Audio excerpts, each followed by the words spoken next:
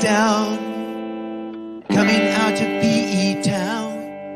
Drink, find a shot, never mind your liver, get to Gino's spot. Gino's spot! Get to Gino's spot. Gino's spot! Have a laugh, have a giggle, and exercise your middle, have a Gino shot. Gino's shot! Get to Gino's spot. Gino's spot! Get to Gino's spot. Gino's spot! Have a laugh, have a giggle, and exercise your middle, get to Gino's spot. Gino's spot!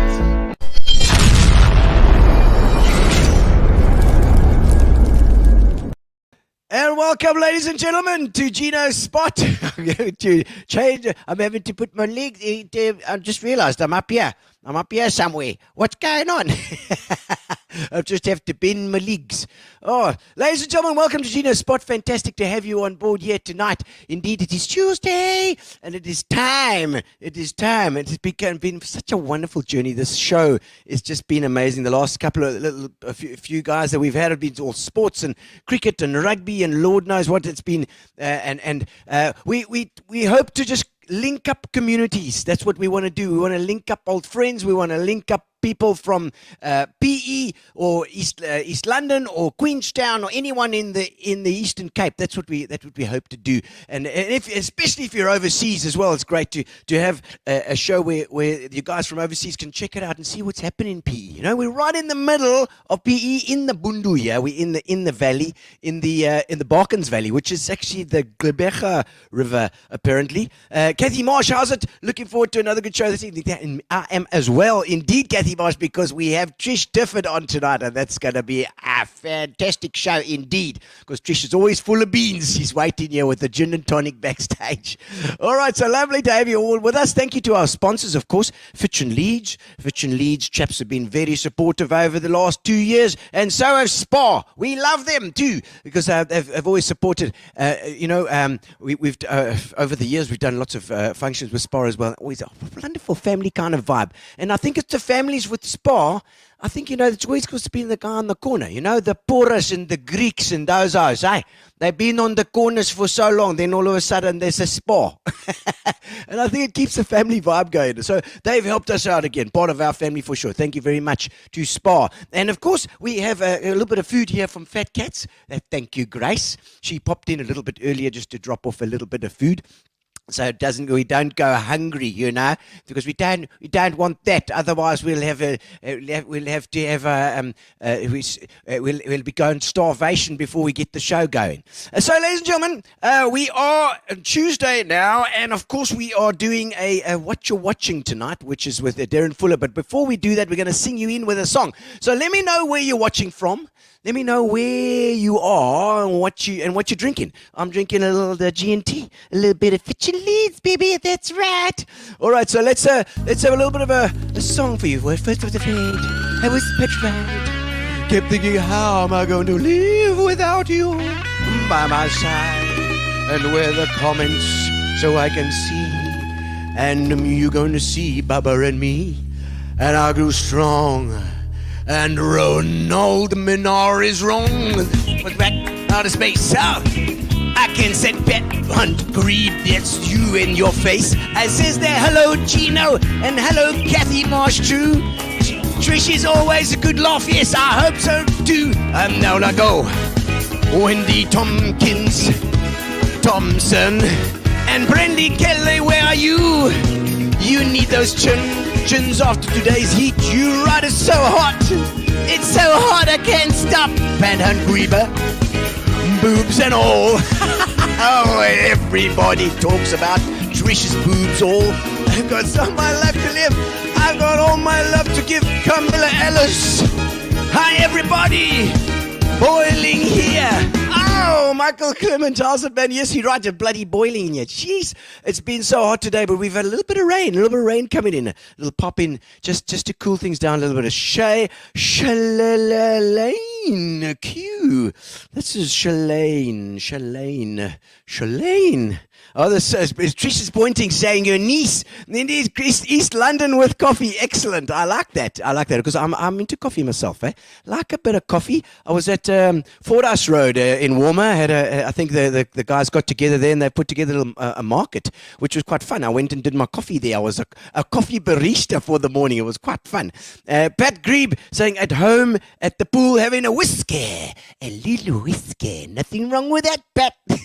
Wendy Swaddle, how's it? Wendy, all the way from the Tsitsikamma. And Marcel Thompson going to be a cracker with Bubba Difford and you. I hope so indeed. I hope so, Marcel. Tracy Lee Morris. Hello, Tracy Lee Morris. Lovely to see you as well, Gino. I hope all is well. Everything is very well with me. As you can see, my shirt as well. I've gone for the travel look. The little travel look. Hawaii, baby. Aloha. That's right. Christine Simpson. How's it, Christine? Trish's daughter-in-law, I see there. The family's in the house. The family's in the house, ladies and gentlemen. All right, ladies and gentlemen, we have tonight, of course, Darren Fuller is our watching guru. She tells us what we should be watching on Netflix. And if you're looking for something to see, a little series or a little something, it's normally horror and Christmas. That's what she likes the most. Let's see what she's got to say today.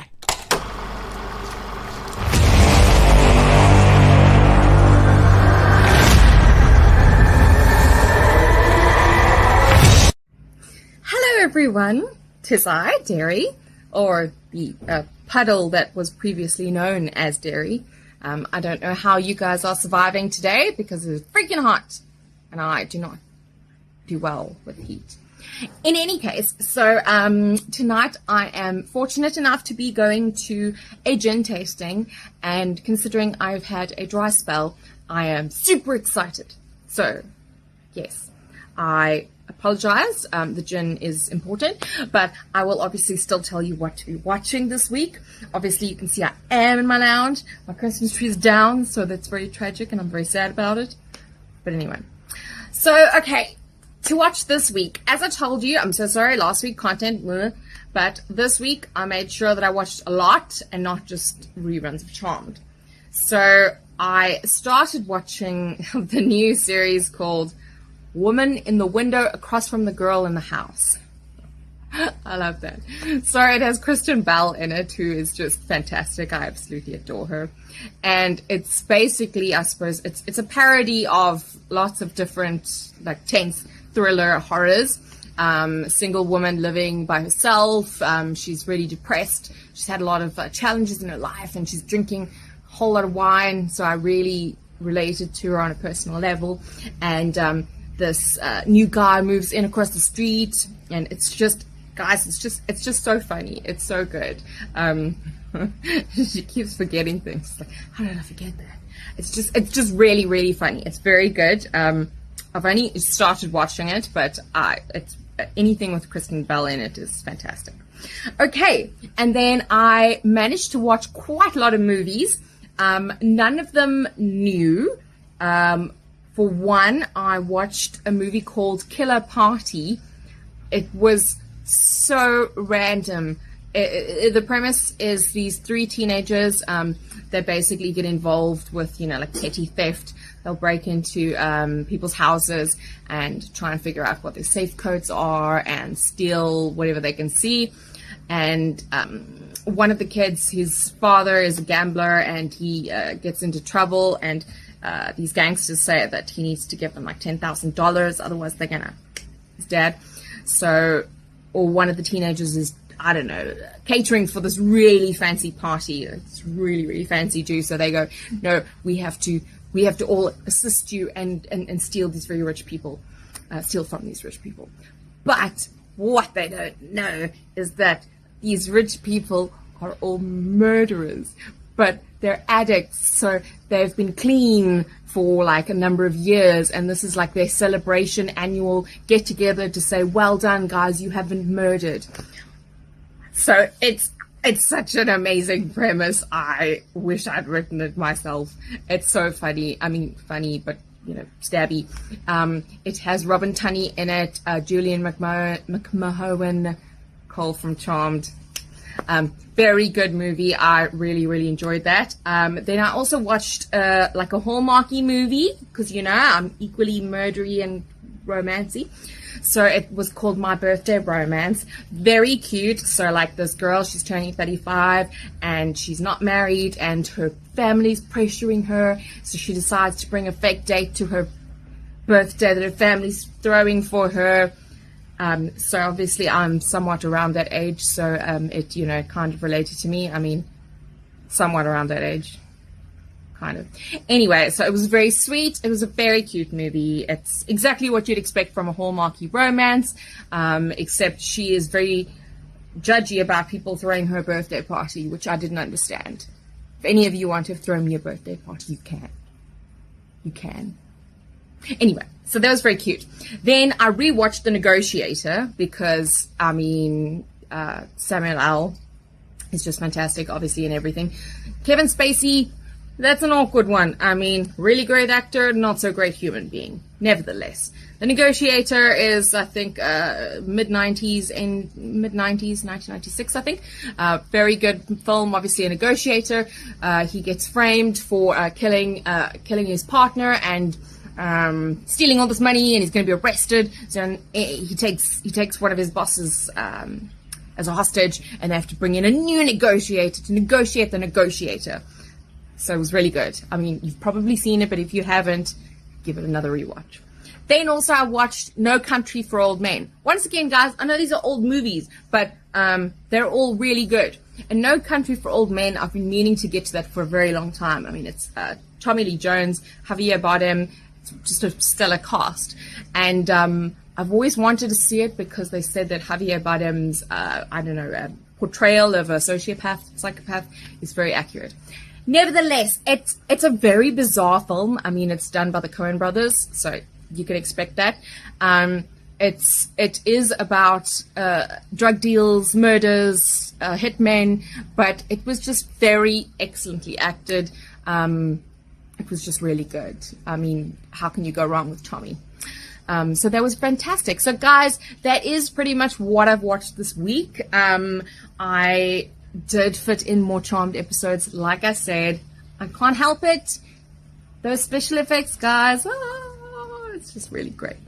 So anyway, guys, I hope that you survived this heat wave. I think I'm 90% paddle still, but stay in front of those fans, drink lots of gin, and have a fantastic week, and then I will see you next time. Goodbye.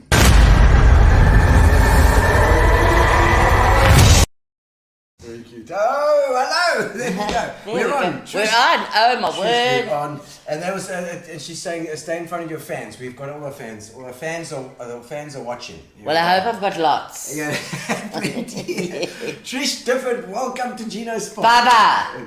Oh, Bubba. Is it Bubba? I'm Bubba. Is it Bubba? Trish was my business name, even though I'm kind of still business. Bubba's you my see, name. well, I met you when you were still with Trish, yes. When I had to Trish. become Trish, yes. It was Trish Difford from Jet Travel that I was met me, you know, yes. back then. And I'm very disappointed in you, Gino. Yes, I mate. thought you'd have your roller skates on. My roller So guys out there, where I met this man for the first time, he was like very young, 20-ish or whatever, I was. working at the music shop. Jet Travel was in the carpet shop. We Jet called Travel. it the full conning shop. Yes. And Gino used to come racing past us in his roller skates going to the bank, to do the banking. I would. I'll post And he you would every come day. and flirt with all the girls. All the time. Yes. So I thought you'd have your roller skates on for old times' No, sake. I wore those things until they actually fell apart. They honestly did. They became. I think the plastic got went fraught and it started to fall apart as I was wearing it. I'm sure. But I used to love that. Yes. It was such fun, and I used to have these big things as you were roller skating past. And had the bank bag full Yes. of cash, Yes. literally whatever the cash takings were that day. Yes. Nobody would catch me with them. But I remember You were fast. I was quick. You were fast. It was just stopping that was the problem. And I actually never forget. Bobby Bullock was the bank manager at Standard Bank in Ring Street at the time. I don't know if you guys banked at No, we were with Trust Bank in those days, which then became ABSA. Okay, Yes. down the other side. No, we were in Ring Street. Ring Street. So they had a big office there, and the First National Bank were further. Yes. Where was the Standard Bank? Standard Bank was in that. Oh yes, you'd go in that. Park So Towers. you'd go past the ABSA into there. Yes. Okay. Yes. That's Trust Bank. Yes. I used to shoot down that road, and I remember the one time I was going, must have been going about 30 k's an hour on these blades, and somebody pulled out of their driveway. Yes. And I whipped around and wiped out. and as I got up, Bobby Bullock, the manager of the bank, was standing there saying, "You're all right, everything okay?" Well, Where was the bank bag? I had it in my You hand. had it in your hand. Oh, good. No, you don't glad. let that go. Yes. But I always, I'll never forget because Sean Gous, who used to run the place as well, used to stand at the front door and just hold it out. Gino, it's time. It was 5 minutes to go. Poof, every day. You don't want to know about that and me and Jet Travel in the beginning days really? with the Trust Bank. Oh, man. And our BSP, What's a our- BSP? So bank settlement plan where you used to have to pay for your air tickets and the money used to have to be in on the 15th of the month. Oh, shit. So your clients would only pay you if you had an account with them at the end of the month, but you had to pay on the 15th. Oh. And I want to tell you something. They used to also wait. I used to race in that door, skid in, with 2 minutes to go. But once you're in the bank, you're in the bank. Yes, yeah. you're in. Because I even used to go in the very early days of Jet Travel. I used to go to some of my clients, Stuart McDonald, Stuart Graham. There were a few more. Somebody tag them as well, please. And beg them to please pay me early because I didn't have enough money for the BSP. And if you didn't have enough money for the BSP, they'd close you down. Oh, my soul. And those guys were young businessmen in those days, and they always helped me out. They were amazing. Legends. You know, and you know what that speaks so much to what I love about and this show has taught me is that connections with people, getting to know people, spreading out those connections of yours helps you immensely. People are always willing to help, you know, if you're part of that community. Yes. And so, I mean, you're certainly part of that. Definitely. And I'm forever grateful to so many of my old clients, friends. Yeah. Some were friends first and then became clients. Some were clients and then became friends. And then, everybody was just friends. It's amazing. insane. Amazing. I love it. And but we're going to go back to talk about Jet and stuff. sure. But I want to find out what you're doing now at this stage. I know you've got the water place in Lloyd Road up 6th Avenue. 6th Avenue. Yeah. If you go up 6th With the Avenue, drive-through, as you see the me. bridge, the footbridge appear in front of you, just before that you go to the water. Yes, and you drive through, you don't even get out your car. It's a drive-through You water drive place. through, it's been for years and years and Yes, years. So the absolutely, guys yes. come to the car, they empty the bottles, and they go inside, they clean the bottles, empty them full. You don't even have to get out your vehicle. So literally you just drive, have you just your thing and making a circle? Yes, it does. So you drive like that and you drive out. And that's William's business, but I deal with the staff. So at the Waterboy, William does all that stuff, and I do the staff meetings and the staff stuff. I've got a meeting tomorrow, which I've got to start preparing for with it. But that isn't my main business. So what I'm really doing at the moment is I'm doing my properties. Okay. So I bought the properties when I owned Jet Travel. Okay. Because I can't have cash in my hand. Yes. You tell me a story about a child, an animal, or an old person that's in trouble, and how much do you want? So I've given away all my money. I'm actually poor, to be honest with you. I am. I've given it away, but you know what? Money doesn't make you happy. No, it doesn't. Not at all. So I realized very early on that I needed to spend that money, which I did. So I bought properties, paid cash for them. Okay. So I was very lucky during COVID, where a lot of, landlords weren't getting rentals. and they also had to pay bonds. I didn't have to pay bonds. So if I wasn't getting rental, it didn't affect me as badly as it did many people. Of course, yeah. So I have like 13 tenants. Okay, wow. Yeah, and let me tell you something, it's hard work, because Yeah. if there isn't a geyser breaking or a roof leaking Something. or a front door that's come off its hinges or whatever, so I'm on the buzzer all the time sorting, and you go through a period of time where everything's fine for about 3 years, and then you get knocked. And I mean, geezers go, and Everything. I mean, last year, my financial year end was yesterday. Yeah. And on the properties, I worked out that I spent 600,000 Rand. Whoa. Yeah, because all of a sudden, everything just happens. Yeah. Breaks. Yeah, so, that's the way it goes. But I must say, I do enjoy it. I'm a bit tired of it, but I'm still trying to get rid of travel. A lot of people still ask me to travel, but I really don't want to do that anymore. Okay. I got rid of all the tools. I'm very good online, and I mean, like William flew to Switzerland at 1:30 to our daughter Angie. Yeah. Okay. So I do all of that. I mean, I still know how to do it, but actually, with the water boy and with the properties and then my new venture that I hope I'm going to get off the ground, is also going to. I'm not going to have time. Okay, tell me about the new venture then. Okay, so the new venture is my family, are mad about two things. One is Van Morrison, and the other Chili's. Okay. I mean, William's even got a chili tattooed on his ass, and then he came back from a racing weekend. It was so funny, and he went into the bathroom that night, and I was in bed, and I saw him take his jocks off, and then put them straight back on again. So I thought, what did he get up to this weekend? So I waited till he was fast asleep, because they joll up a storm, so it's very tight. Yes. So I pulled his jocks down, and there I saw like this piece of like plaster over where the chili was. He'd had Bubba tattooed over the top of the chili. So he's got this beautiful chili with Bubba on top of it. Oh, that's so cool. So we are all mad about chili. Okay. So I've started making these 5 different chilies. Yeah. The one is actually called Bubbalicious, which is so funny that you said Bubba. So that is the main chili that everybody goes mad about. So I don't sell it at the moment. Yeah. I give it away. Okay. That's not a good business. Yeah, practice. no, it's not.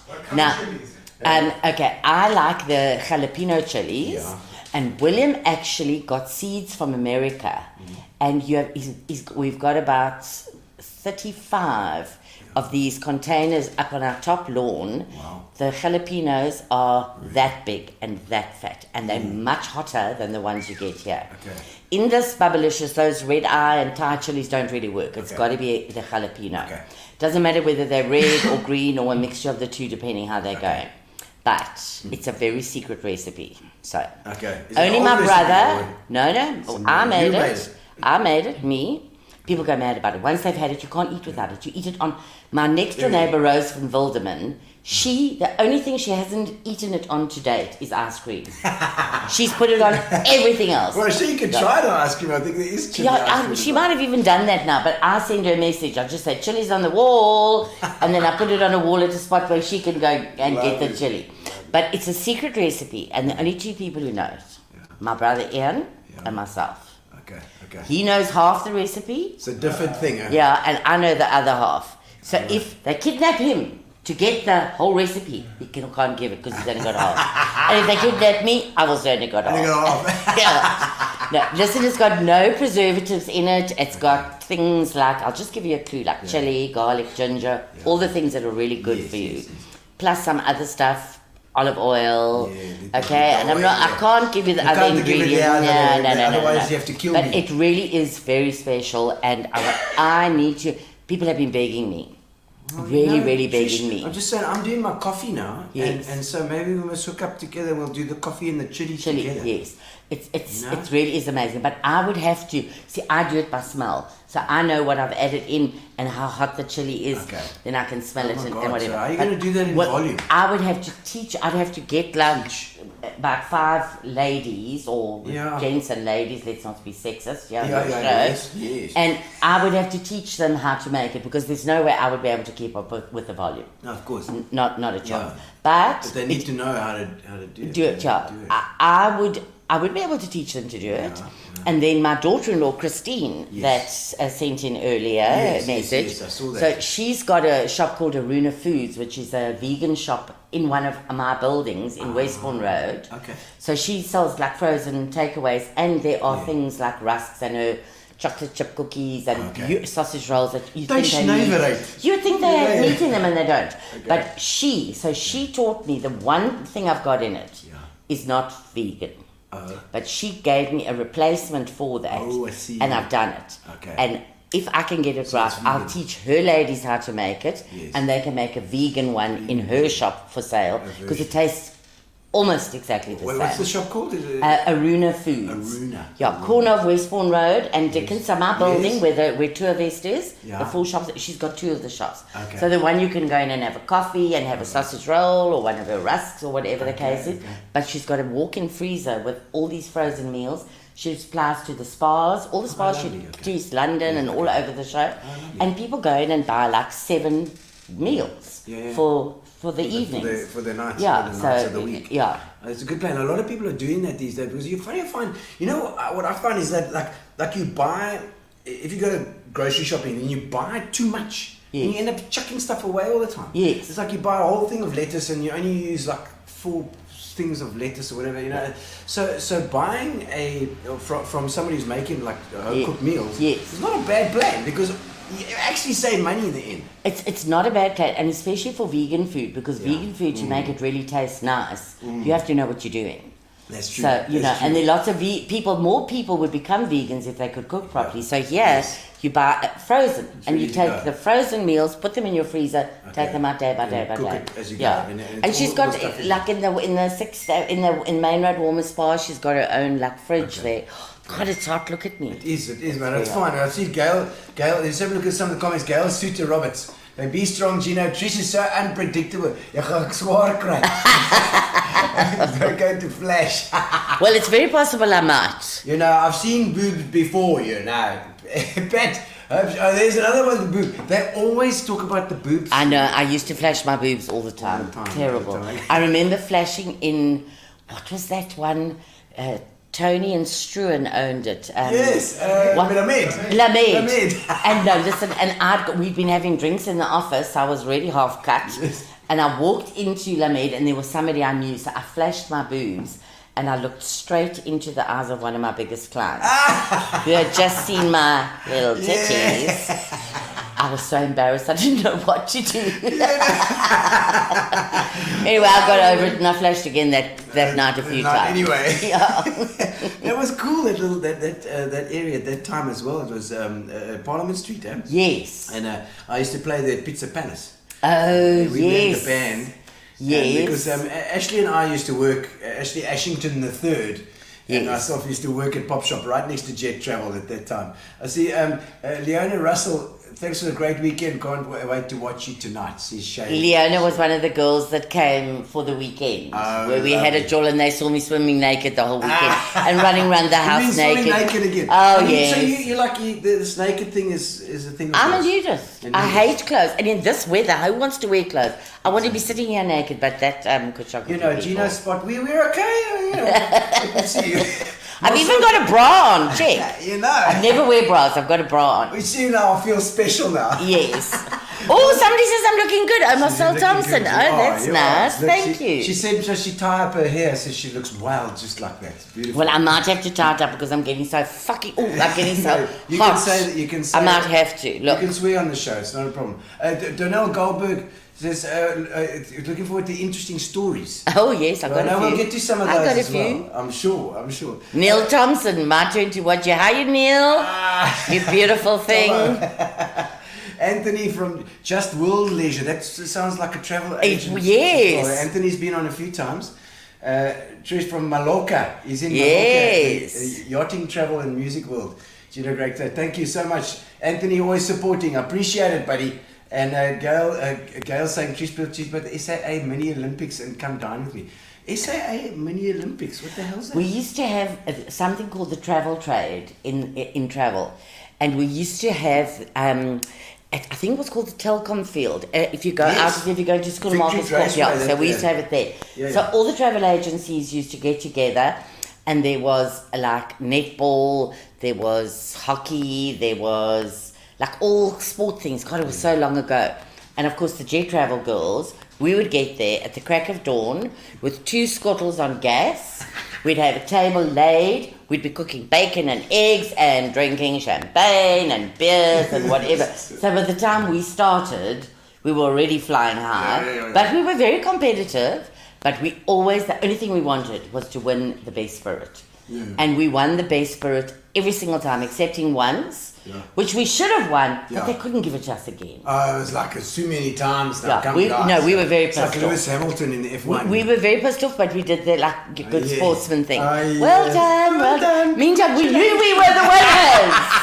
But it was loads of fun. And then we used to actually go to Cape Town, Durban and Joburg, and we used to have these events with other travel agencies. Oh my God, okay. And the reason why, if you remember when the flights used to go East London, Joburg, yes, you could always get off the plane in East London. Yes. The reason why you can't get off the plane in East London. Durban. East London, Durban. Yeah, and also East London, Joburg. As well. Is because of me. Because we were on the way back and we were so fraught because we'd been drinking all day, then we drank all on the plane. Then we went into the airport and I insisted on buying a whole lot of little dinkies of wine, don't ask me why. And I wanted them to go on that little thing, through the this conveyor belt. Through security as well. And then William had the bottles and I ran onto the tarmac and I was doing headstands in front of the pilots. And I didn't even know that the aircraft had a hooter. They were hooting at me to get off the tarmac. And I refused to, and I most probably had a caftan on because that's my thing, so everything was sticking out and showing up. So after that, you were never allowed to get off the plane in East London. Oh, really? Yeah. Oh, they didn't allow you to? And Dave Gardner came to fetch us once from the airport. Yeah. And it was Jennifer, his wife, and myself, and Leanne, and Kim Karp. I can't remember who else there was. We had so much luggage, and I don't know how it was, but we got into David's car, and all the luggage couldn't fit in the car. So all the girls took their bras off. We tied them together. We put the suitcases on the top and tied the bras over and held it on the other side. Then we went to David's flat, still in Park Lane, I think it was, and continued the party until well into the night. Surprise! Yeah. Oh, I saw, Dave's a legend as well. He was on the show a couple of week or two ago, and he's been fantastic. Of course, he owned a Pizza Palace when we were playing. I never went there. Oh, didn't you? If anybody ever says they saw me there, dancing on the tables. Never, it wasn't you. It was not me. I got engaged to William in the Pizza Palace. Oh, really? They locked me in the storeroom because I'd been out for lunch with James Mackenzie's sister, Nanette Rogel. Very good friend of mine. Her birthday's the day before mine. Okay. And I went out for lunch with her and William kept on coming and saying, "Son, you finished. Come." I say, "No, go away. I'm having fun. Tequilas and whatever." And then eventually when we got to the Pizza Palace, he said, "Kidnap her and lock her in the storeroom when she goes to the loo again. Because I can't control her." And then he proposed to me in the storeroom at the Pizza Palace. Soul. So you decided that was the time. Yeah. And you were drunk enough to say yes. Well, the problem was that he knew not to give me a ring, to give me just a diamond. Oh, I see. So by the time I dropped the diamond in the storeroom 3 times and found it, and then he tied it in this little pink bag on my finger. So I woke up the next morning with a terrible headache and I went like this and this thing hit me in my face and I went, "What? What's this here? What's this in my hand?" What is that? We got engaged last night. Oh my Lord. Oh, there we go. That was like 34 years ago. What year was that? About 1988, I think. Oh, wow. Okay. 1988. About 1988. And we're still engaged. I'm on my 5th engagement ring. Still engaged. Yeah, on my 5th engagement ring. There was some comments there. I wanted to just have a quick thing. You mentioned about Van Morrison earlier on. Yes. You like a Van Morrison? We've been to 3 of his live shows in Montreux. Oh, wow. My elder brother Ian, he was the starter, and in our house, when I go to his house or our house or at our shacks at Easterith here, there's just Van Morrison all the time. Yeah, so much so that I threatened to throw his sound systems in the pool. I think I've threatened to smash them with a hammer. No, Van Morrison is the man. He's the man. He is. And you're talking about the Effervescent place there. We often go walking up the wild side at Cape St. Francis. If anybody's gone walking up the wild side of St. Francis, there's a little wooden shack down near the blowhole. Yes. And that's your posse. That's our posse. Oh, it's a new spot. Well, you know how I've travelled the world. I've travelled the world a lot in my business. And there is no place more beautiful than Effervescent. William and I are seriously thinking in the next 5 years we want to retire and go and live there permanently. Well, it is beautiful down there. Oh. Well, is that do you go down, if you go down, what is the other place where you go, if you're on the St. Francis side, just before the bridge, you go left and you go down to, there's another place there. It's not Paradise Beach. Is it not Paradise Beach? No, yes, I thought you said Effervescent. No, Effervescent is past Humansdorp, like 40 k's. Oyster Bay, yeah. And then you go down this gravel road past the Fynbos Golf Estate, which is a beautiful golf course to play. I mean, you've got views of the sea like that. Then we drive down, and then as you get to the very bottom, where you see the sea and the rocks and the gullies, it's lovely, the most beautiful place. It is beautiful. Yeah, There's grass that grows just before the in between the shells and the stick. It's beautiful. It's beautiful. We go running up that way as well, and it's it reminds me a little bit of Laurie's Bay. Well, as you can see, I run 3 times a day, a lot. You're no more. She said she'd rather poke her eyes out than run. Christine Simpson says also the recipe. Look, Christine, You gave me a fake one. I left out one of the ingredients, Christine. Ingredient that you don't even know what it is. Kathy Marsh, can we buy chutney from Bub? Do you make chutney? No, it's not chutney. It's called Bubbalicious. It's chili. Hello, Ivor. How are you? Who's Ivor for Mark? Ivor for Mark. No garlic, just for Will. William doesn't do the garlic, so I make him another one, which is fish sauce, lime juice, and a little bit of brown sugar. So he doesn't do the garlic. Mine's laced with garlic. All right. But, yes. Okay, so who's that Ivor for Mark? Is he a friend of yours as well? Yes, he's a very good friend of ours. His wife and his 2 children. Oh, lovely. Liesel and Jess and Megan. Okay. Megan is our bar lady on Friday nights when they come to the house. Oh, nice. So she take over when they can't anymore. William, he can't keep up with my drinks. He's too old now. We need a young runner. Mike van Vuren. How you, Mike? Long time. Fies has been involved in a couple of shows over the last couple of weeks. He's been quite keen. Robert. Robert Ginsburg, Thank you, Rob. Well done, Bobby. Nice thing. Christine Simpson, who used to flash, and now... Okay, I still flash. Still flash all the time. Excellent. Rose, there we go. There's Rosie, best chili ever, you see. Excellent, that's your neighbour. Yes. Up Lloyd Road. Behave, Trish family is watching. That's William's youngest brother. Oh, right. Yes, okay. Patrick. How's it, Patrick? Nice to see you there, Patrick, as well. And I see Craig Pinnock there. Yvonne, eh? Yeah. Jen does it Tues for Trish Bubba. Give her a triple whiskey. I've got some scotch here as well. Yeah, I'm going to have one after this one. Yeah, we'll organise some. I've got some soda as well. We've got some... no, I just do water. Oh, is it just... But if you'll get... I'll drink what you give me. I'm not fussy. She's taking anything alcoholic. Wendy Thompson's... that's my next door neighbour and my builder. He does all my building work. He's fantastic. And he's very handsome. In 2009, he was Mr. South Africa. Oh, really? Adrian? Yeah. So ons ken nie vir jou nie. Look what he says. Thank you, Tricia, and angels over my path. Oh, angels. I love you. He sees angels in you.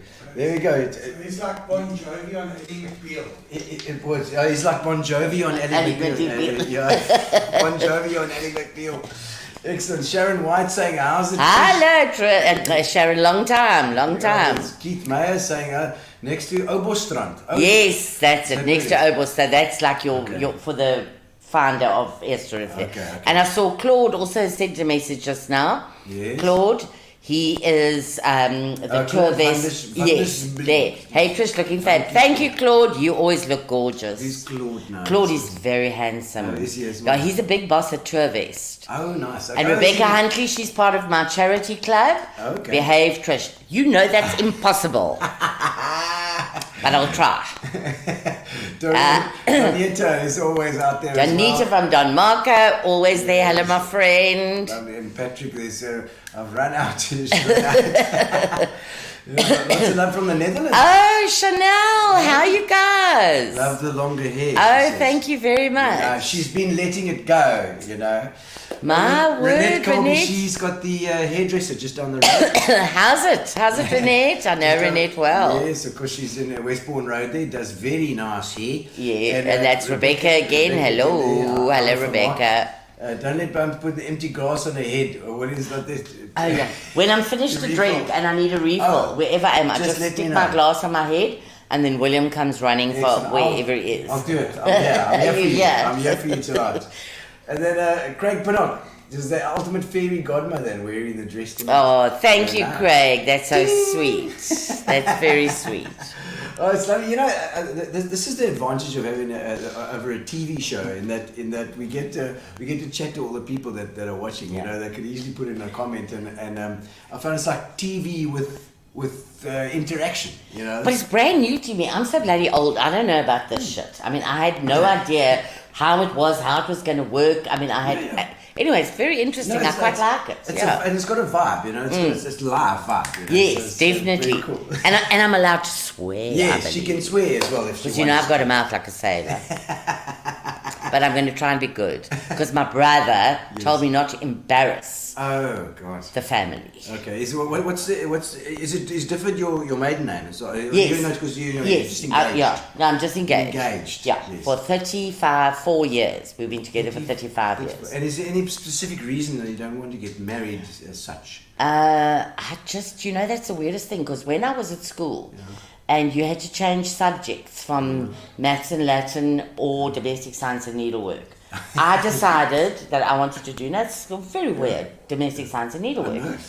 No, the teacher said, no, you can't. You have to do maths and Latin. Yeah. I said, I don't want to, because when I leave school, I'm going to get married, I'm going to have children, I need to be able to cook for them, and I need to be able to sew in case I don't marry a rich man.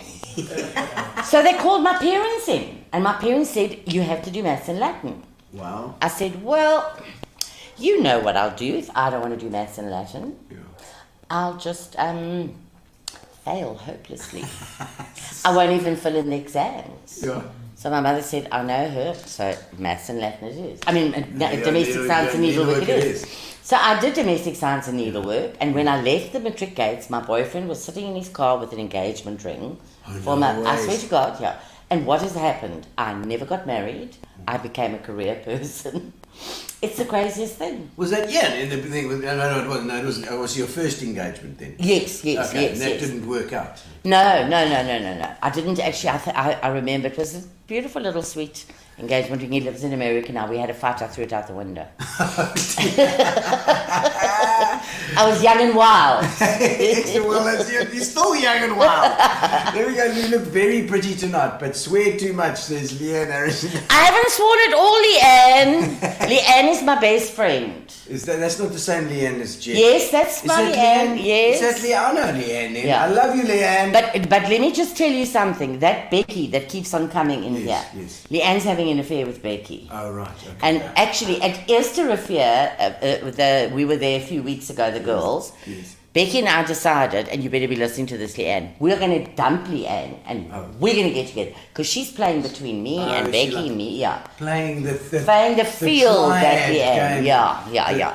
What do you call it? The vicious triangle or something? Yes, that's what Leanne's doing. Oh, she's doing the love triangle. That's what it is. But Leanne's going to come on second base because Becky and I are going to dump her. Oh, right. You see, Leanne. Yeah. Now, is Leanne still doing the travel trade? Yes, she's in the Tues building. Okay. So when I sold to Bidvest, then 3 days later, Tues flew me to Joburg and interviewed me and asked me to take over their portfolio in PE. And I said, on condition that you rent my building from me. Okay. Which they did and have ever since. So I had a contract with them, which I did my contract. Yes. They asked me to renew the contract. But if I'd continued with travel, I would be dead. No, seriously. Because it's stressful. That is a stressful industry. Yeah. And I was so used to having my own business where, like, I did all the after-hour calls until the staff, actually, Anne was instrumental in that, is saying, we have to take some of the after-hour calls. I mean, sometimes I'd be in the office at 2 o'clock in the morning. Yeah. Because you didn't have laptops and cell phones that you could take home. Well, Martin Neff told me about a story. Yes, Martin loves that. Even Ross Clemens. Ross Clemens. Yes, my old friend. Yes. Ross's birthday on the 6th of February, I better not forget. Oh, wow, okay. Yeah. No, you see, I mean, like, that's exactly what you're talking about. I mean, they said that they were phoning, like, literally at 2 o'clock in the morning, you guys are still getting stuff together. Yeah. And you knew people who knew people. Yes, absolutely. Well, people used to phone me, my like client friends. They'd be having a dinner party. Where should we go next? They'd phone me 11 o'clock at night. Hey, Bubba, where should we do our next holiday? We want to do a galette. We want to do this, we want to do that. It was never, you see, it was never too much trouble for me. Because I was so passionate about... Yeah, you enjoyed it. I loved every minute of it. I remember you did. But and you were busy. Flippin' busy. Yeah. But the big thing was that I was completely Gail Suter Roberts. Trish's mom was Angela Difford. She was a Springbok squash player, amazing woman. Trish's Yes, my mom was. player. And my mother started Black Development Squash in South Africa Really? 35 years ago. Wow, okay.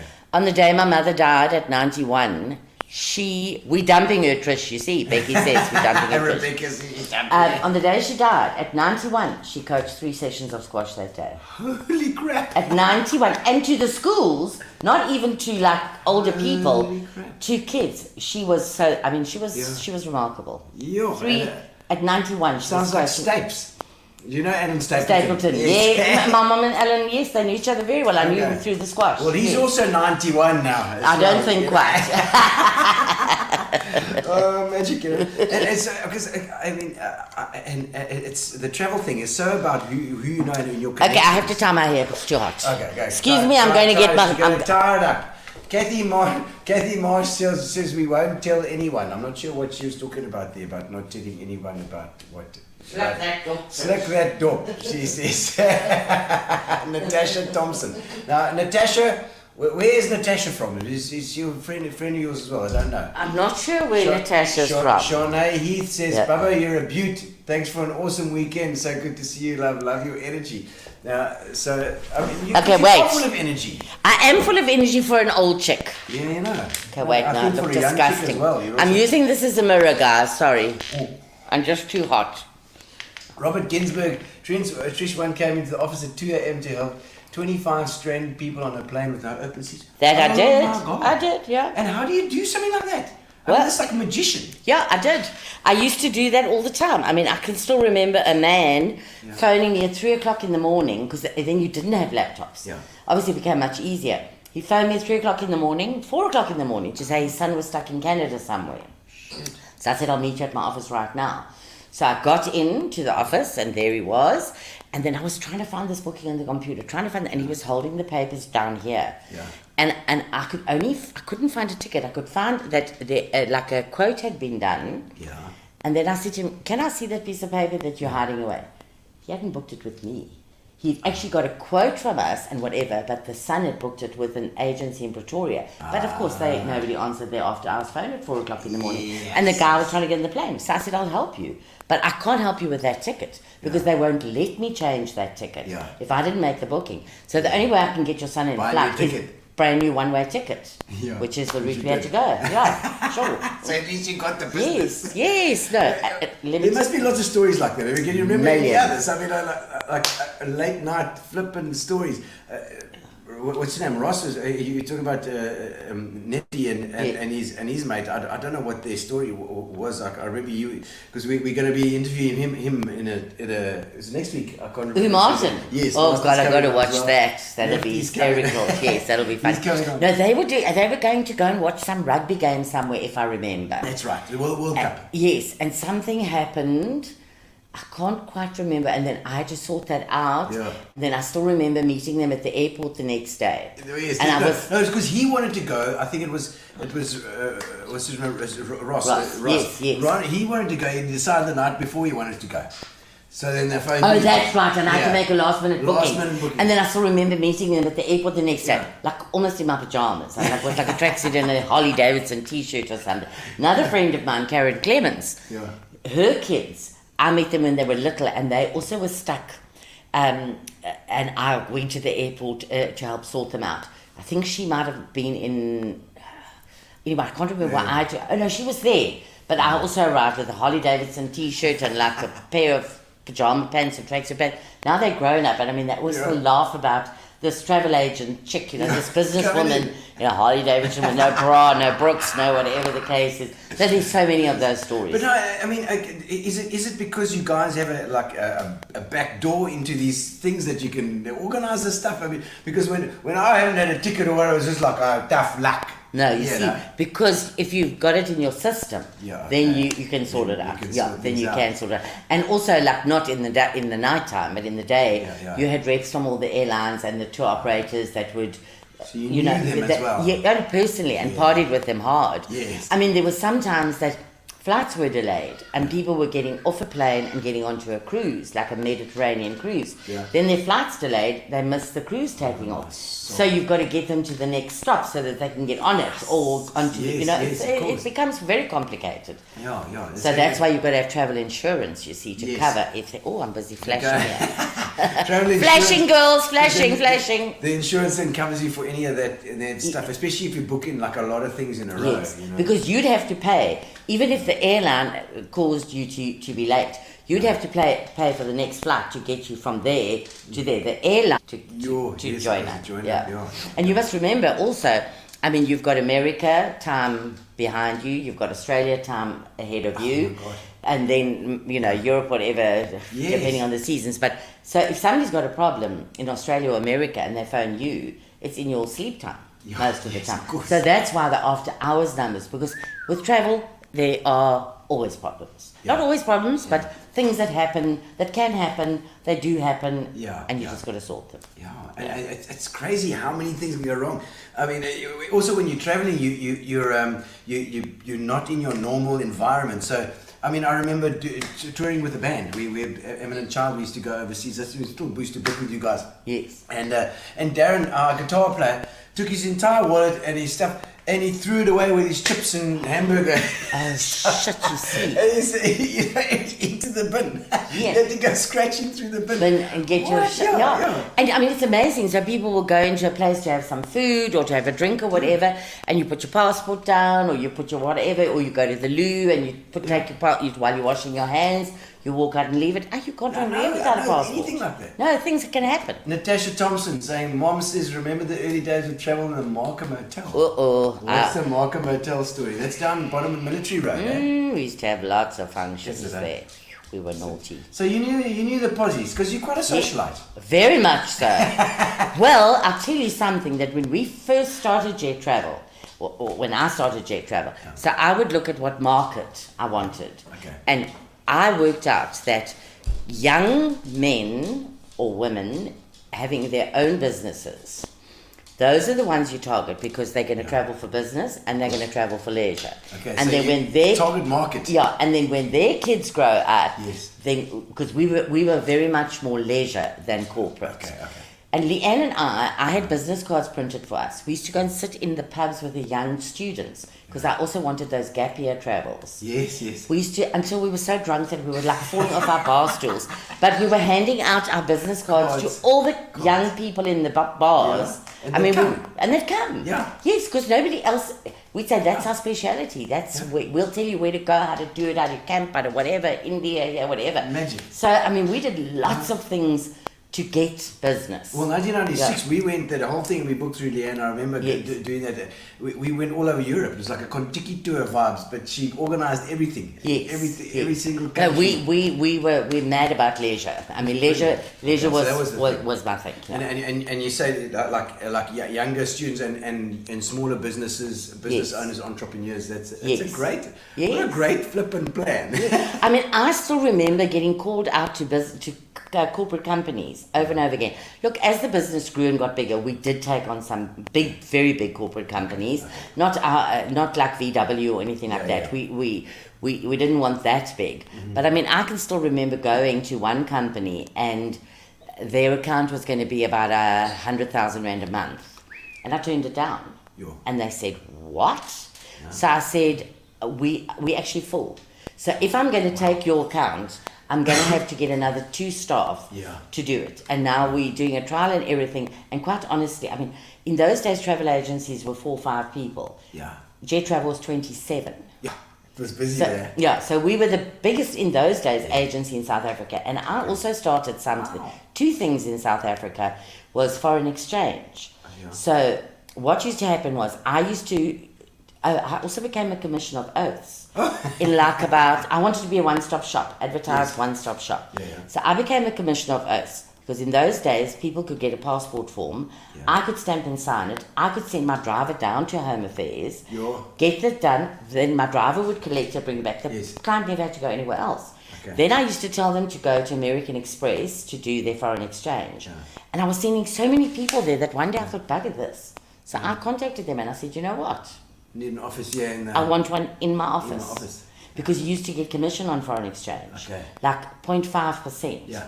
But in the volumes of money that people were trying to get out of the country, Oh, you used to right. get a lot of money. Okay. So I was the first to have a foreign exchange in my office. Yeah.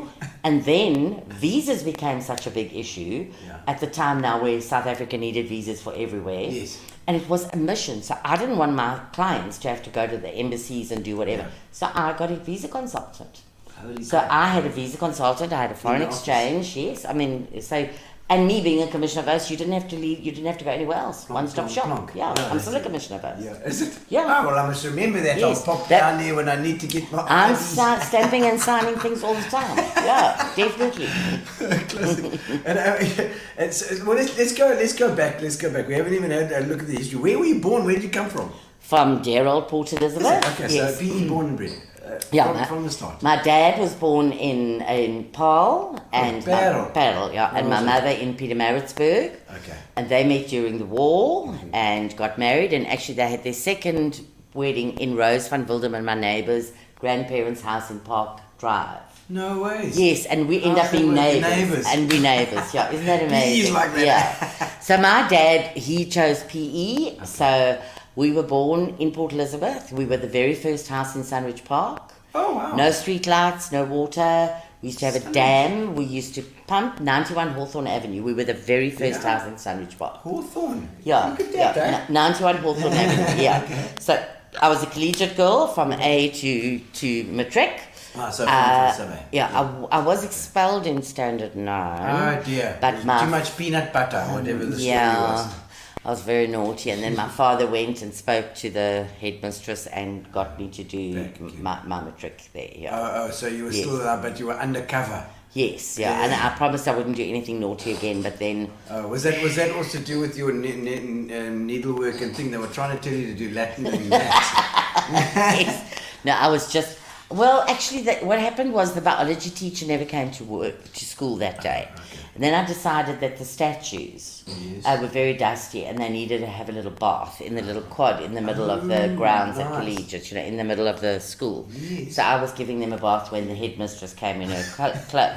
So I ran, and there were these big pillars, and then as she was trying to find me, I'd hide behind a pillar, then I'd hide that way, then I'd start running that way.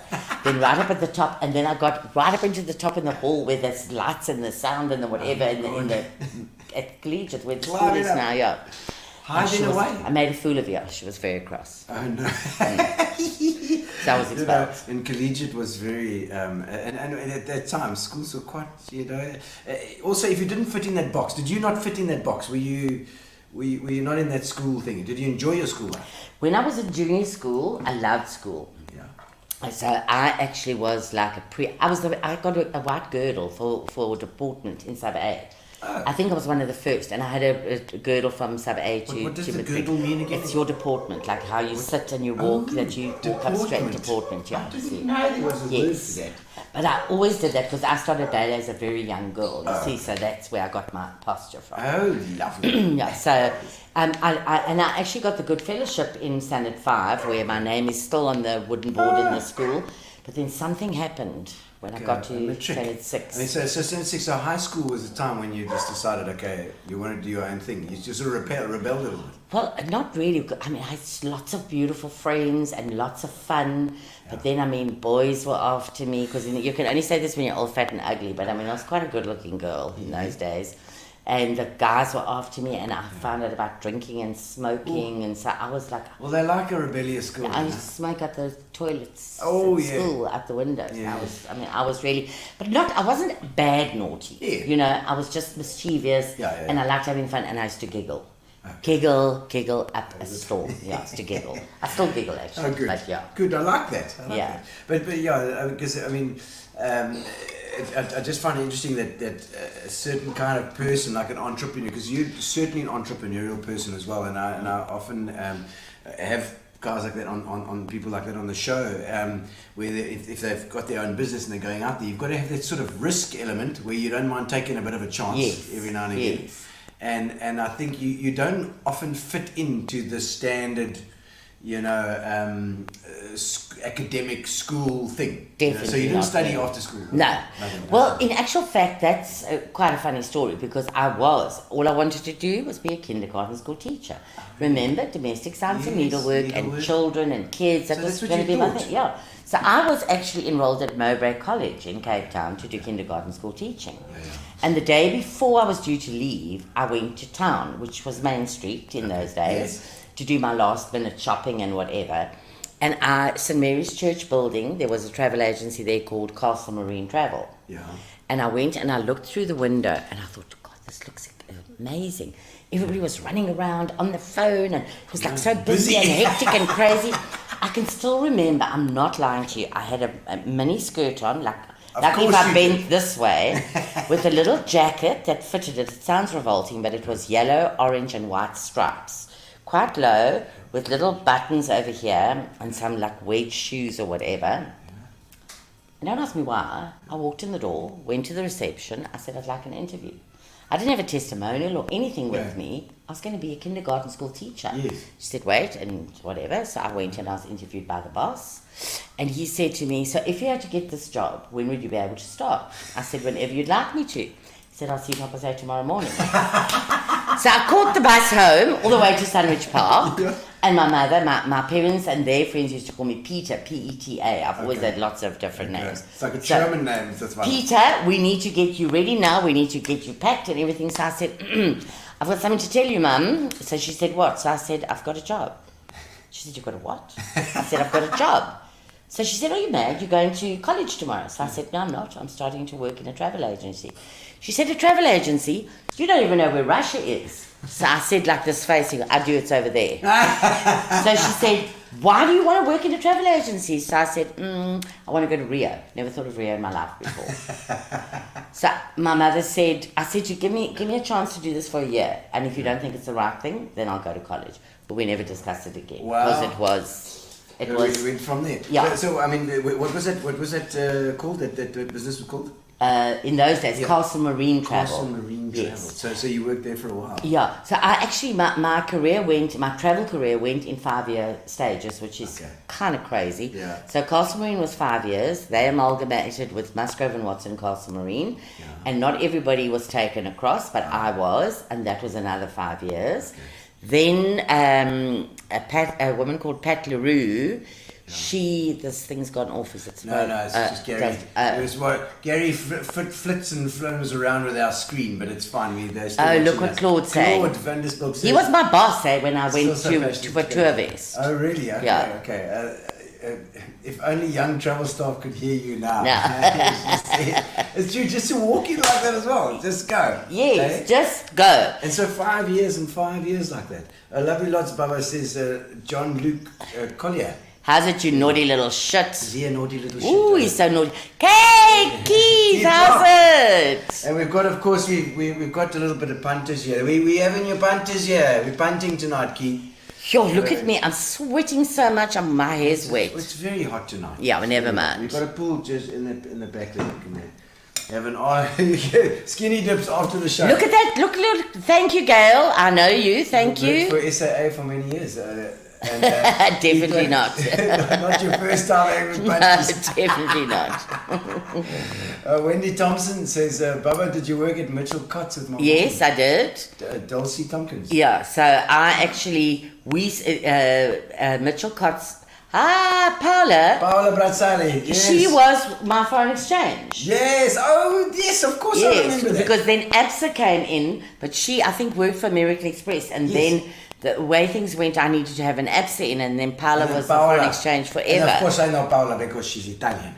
She's she's a full Italian lady. Yes. Actually, mezzo Italiano, insieme a me. Her father was Sergio. Yes, Brazzali. yes. They used to live across the road from us. Yes, Lloyd Road. That's Yes, right. they Lloyd did. Road. Beautiful place in Lloyd Road.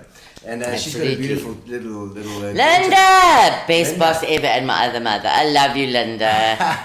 This is Linda, because you had the team then, hey? Yeah, oh, God. Leanne was very involved. She was my 2RC for like 30 years. Yeah, Okay. she was.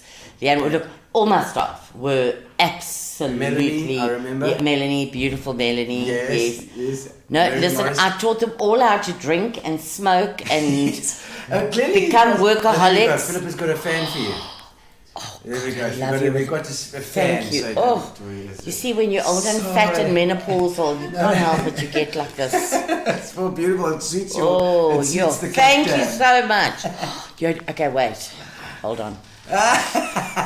Oh, that's so divine. I'm glad for you. Yes, so as we were saying with the team, team, Yeah. I mean, those jet travel days, those staff, I love them. Yeah. They were my life. Each and every one of them were my children, my sister, my who, whatever. Yeah. That is when And they say that if you've got a staff that sticks around, you've got a good business because people care. If you're sticking around, you actually care about what you're doing. You know? Yes. So okay, he's got excellent. He's got some getting to know you questions, which we'll get to just now. Okay. Okay, whenever you're ready, because I can just carry on talking forever. No. Yeah. But it's very interesting that so collegiate.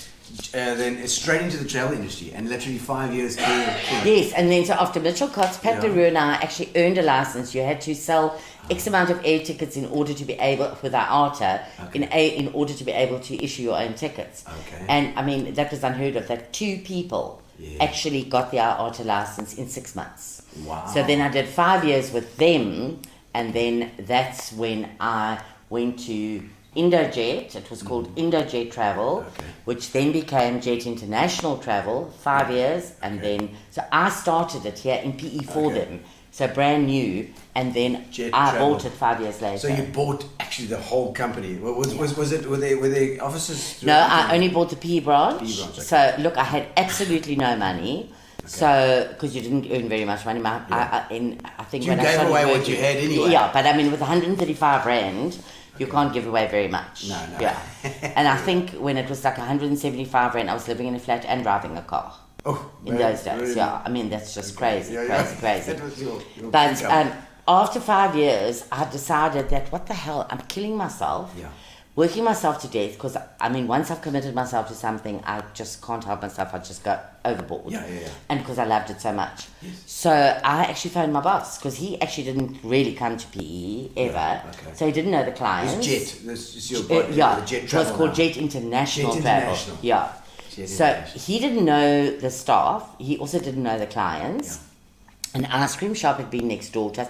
You and that naughty Yes, Ashley yes, used you- to eat ice creams and come and eat your ice Yes, creams in our shop. yes, I we did, remember yeah. that. Yes, Ashley. And anyway, so I phoned him and I said, most wonderful man, Peter O'Donoghue. I said to him, you better come to PE, I need to have lunch with you. And I remember we went to Sabatino's. Yeah. So So, across yeah. the road, of course, it was in the Yes, in the alcove. So I said to Peter, I want to buy your travel. He said, are you crazy? So I said, no, I want to buy your travel. I'm working so hard for you, which is fine, thank you very much. And I said, and I don't have a client, you don't have a staff. The ice cream shop next door is coming available, so if you don't sell it to me, I'm going to move next door. I'll be in Sanderson, all staff in the group, all staff will come and all the clients. So you have to start a business for that. So that's the story. I said to him, how much will you sell it to me for? So I said, well, I don't know how to sell it. I don't know how to sell it. So I said, okay, 33,000 rand, including all the office furniture, the fax machine, the motorbike. On top of that, I want to run through your IATA license for 4 months until I get my own, so that I get the commissions. And he agreed to everything and did it, and that's how I started Jet Travel. So for a third of the price. Yes, and I didn't have that money. Of course I didn't have that money. Yes. So I asked my parents, and they took a bond on a flat in Humewood for me for the 33,000. Yeah. I paid it off in 2 years with interest. Wow. They insisted I didn't have to pay the interest or even pay it back, but I did. Yes. But the funniest story is that then IATA, you had to have 25,000 Rand in your bank account, which stayed forever. Oh, like a reserve. Yeah, it had to always be there in case there were errors and shit like that. And then as time went, you had to be, that amount increased in case they needed to draw money from you. Yes. So I had 7,000 Rand in the Nedbank. That was my sum total of my wealth. Yes. But I did own my flat. Okay. So I went to the Nedbank and I said I want to see the manager. Yeah. So the manager was busy. So I sat there for hours and I was almost the whole day. Because I insisted. So eventually I think I screwed up your wife's fan. The back fell off. Oh, the back. There's a little, I heard it fall. Yes. Anyway, Well, so I sat there until eventually he saw me. Yeah. And I said to him, I would like an overdraft of 100,000 Rand. So I said, because I didn't have any money to run the business now. So I said to him, the trust bank, where the account is currently for the business, are prepared to give it to me. But my loyalty is towards the Nedbank. Of course. Because that's where my account is. So what the manager of the Nedbank wanted to do to me in order to get the 100,000 Rand was not acceptable. I told him to go and fly. Oh, really? So then I raced into... Is that what he does with women? Yeah. Is that the vibe, eh? He wanted to come and have a look at my flat after hours. Oh, and then maybe we could have a God. little drink or a little... I said, go. I love that. So then I stormed up the road to the trust bank. Yeah. And I said, I've just come back from the Nedbank, where my personal account is. Yeah. They're prepared to give me a loan of 100,000 Rand. Yeah. But seeing as the business is already with the trust bank and you know how it runs, I would really prefer to do the trust bank. Yeah. Yes. So they said, how much money have you got in the trust bank? In the Nedbank. Yeah. So I knew you had to have 25,000 to start this. Yes. So I said 25,000 Rand. Yeah. So they said, okay, well, we are prepared to do that. Will you transfer your 25,000 Rand across to us? Of course. Now remember, I had seven. Seven, yeah. So I now leave the trust bank. I've got 100,000 Rand overdraft. I've got 7,000 Rand, but I need 25,000 Rand. Yeah. So I get into my car. I say, oh, I own this car. So I drive all the way to a Toyota Corolla. The man's name was Stan Lee. I said, Stan, I need to sell this car. I need 18,000 Rand for this car. Now. So I remember standing there. He went off. He came back with a check for 17,000 Rand. 1,000 Rand short. Now I'm standing. I've got... And then I realized, oh, fuck, I don't have a car.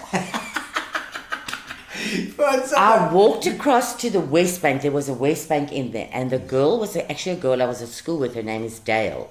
Yeah. And I went completely blank. I actually need to get hold of you, Dale, wherever you are, and find out what happened. Because I went blank. Yeah. I thought, what am I going to do? I've got to be in the bank in 1.5 hours with 25,000 Rand. Yeah. And I don't have a car. I drove out of there in a brand new Toyota Corolla.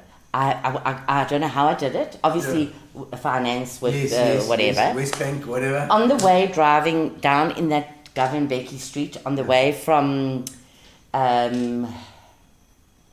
Was it north end side? Yeah, yes, where Toyota was. As I was driving past, I saw Pods, the pawnbrokers. Pawnbrokers, yes. I walked into Pods. I've always liked jewellery. Yeah. Took off all my jewellery, put it on the counter. I said, I need 1,000 Rand cash. Gave me 1,000 Rand cash. Yeah. So I had a check for 17, 1,000 Rand cash, and went and drew my 7,000 Rand out the Nedbank, and I went to Trust Bank on top, and I had 25,000 Rand. And then I couldn't afford to buy a pencil, a pen, a piece of paper, because then I had no money. Yeah. Nothing then. Anyway, that's how it started, which is like amazing. Soul, and that was Jet Travel. Yeah. And in Westbourne Road. In Westbourne Road. Oh my soul. That's how I started Jet Travel. You know that's such an inspiring story because people, you've got to have that desperation, and it's good. You say yes, I'm going to do it, and you're just going to do it. That's incredible. That's incredible. I love that story. Yeah, no, and my brothers, both of them, my one brother, Mark Shanley, passed away 2 years ago. But my brothers, far too stupid, Bubba. You'll never know what you do. You don't know how to run a business. You don't even know how to speak English properly. Hope you're listening, Ian. Man, you ran that thing like clockwork, and I remember you being tough as well. You didn't take cuck. From 8 to 5, the girls were shit scared of me. Yeah.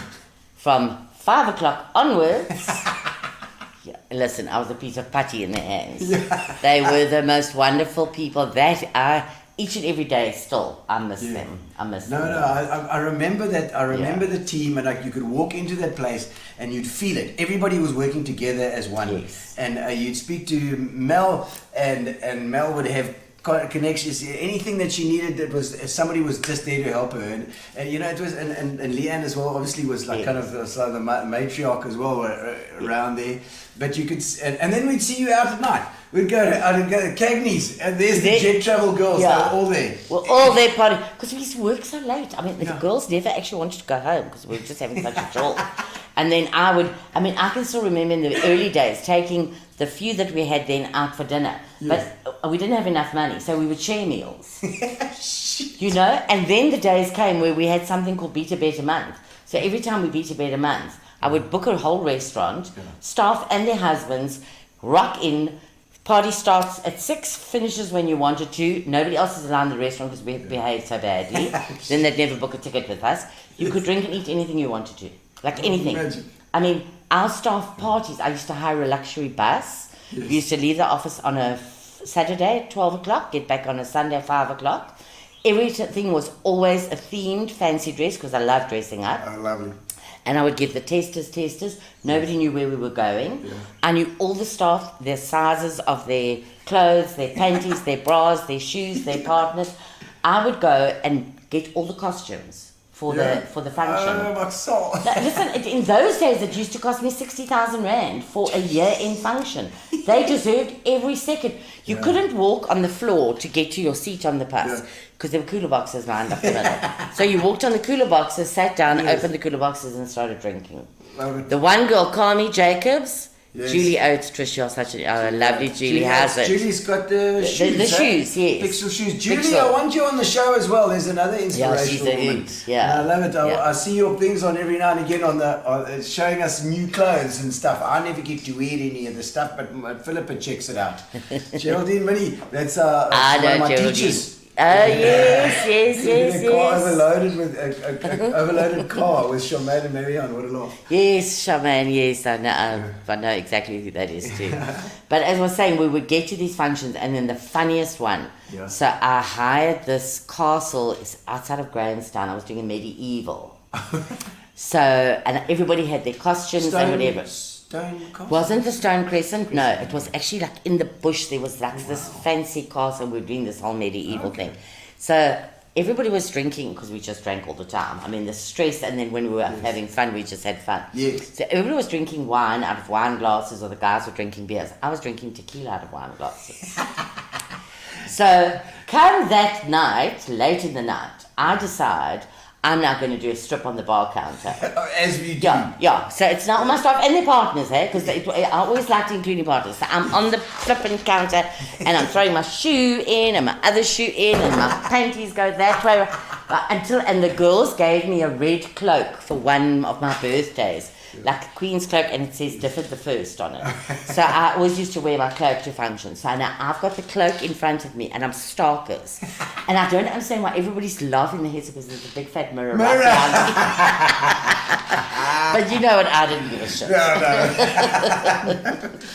You got to have that you certainly need to live life to the fullest. I mean, that is true. And you guys did that with the business too. And I think a lot of guys have that way of doing things where you work hard but you party hard as well. That's it. And it gets the guys involved and interested. Yeah. Now, when I was doing those teasers, I can remember one morning I said to Leanne, okay, tell the girls we're having a staff meeting tomorrow morning at 7:30.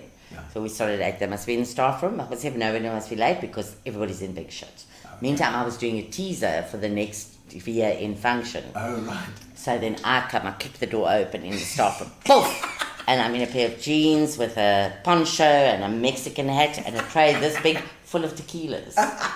So So they say In the morning? Yeah, no, they all 7 o'clock. and I think Kim Karp or one of them had about 6 tequilas before, and then they all went to work.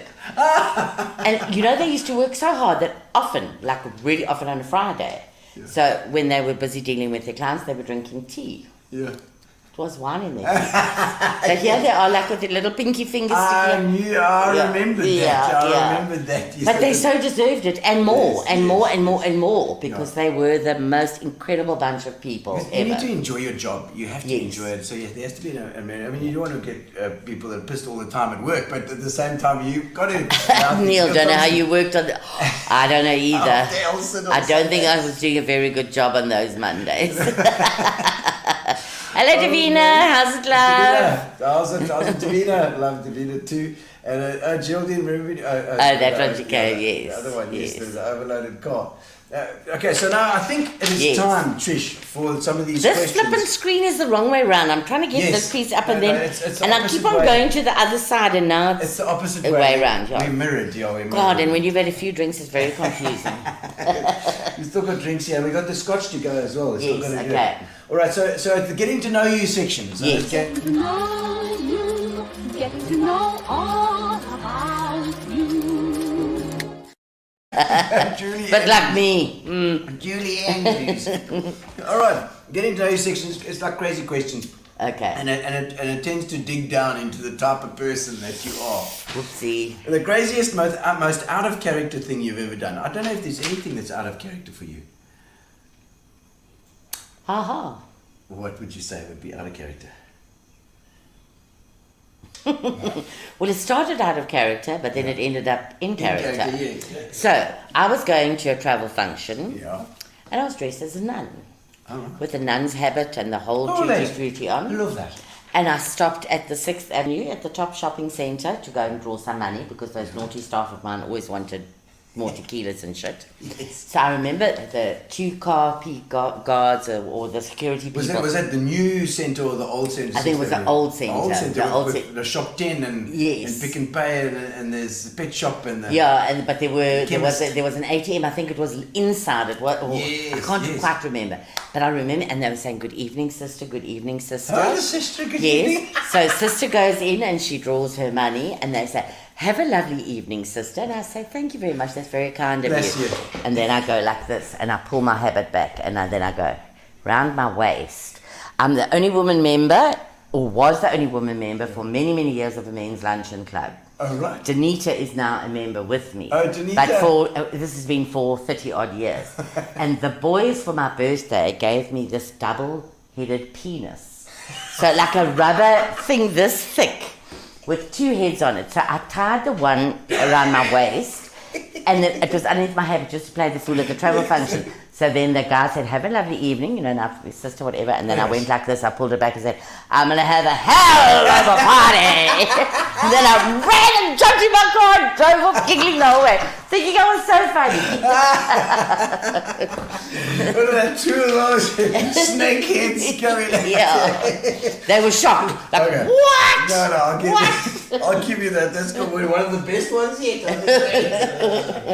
Okay. We haven't had many nuns with double-headed penis. Yes, we No, haven't no, had no. any nuns with Sorry, double all the penises. sisters out there. I was not meaning to be, you know what? There's Sister Frangopoulos. Oh. Maria. Sister Maria says. Hello, one of the Maria, ones- my love. I haven't seen you for too long. Frangopoulos, that's Greeks. The Greeks, The Greeks are in the house. I think she might have banned me from her restaurant a few times. I was so badly behaved. Hey, Maria. Which one was? Which one was? The ranch. The ranch. Ranch yes. first, and now they're on the beachfront. Michelle and at what's it? The old. Oh man, we used to go there all the time as youngsters. Part off the Marine Hotel, the De Kelder. Oh, De Kelder. De Kelder. Oh, Yes. yes, of course. Yes, Michelle there, and Maria Okay, works okay. there, helps But out. I remember think she still does. The ranch, of course, was my Italian grandfather used to take the family every Sunday. We go to the ranch for the burger, very nice burger too. Yes. And I believe you had to ask for table 13, Maria. Table 13. Okay, any superstitions or rituals? Are you superstitious? You must be. Come on. Okay. My son Wesley, Yes. who's a clinical psychologist. Okay. He says that I may not tell. That's not just for here, but everywhere. May not tell I this may story. not tell. No, I may not tell a few things that I do and that I believe in and my behavior. He says because I will be locked up. Oh, really? Yeah. And I think he's banking on it when he wants to get rid of me. That's why I became a clinical psychologist, so that he can get power of attorney and lock me away. Lock you away. Yeah. So I don't actually really have any bad superstitions, but I do believe. Okay, Wesley, sorry, you're going to kill me. One of them, yes. Yeah, One of so them's got to be at least. I've got a spot where I sit outside at my home, where I, like in the morning or in the evening, I'll have my whiskey and a cigarette. And then I actually see them In the and talk morning to for them. the whiskey, eh? No, the morning is coffee, in the evening is whiskey. Okay. And in the sky, I actually talk to my mum, my dad, and my brother, William's mum, my sister-in-law, and I talk to people and my animals and whatever. Wesley says, don't tell anybody that. You will be locked away.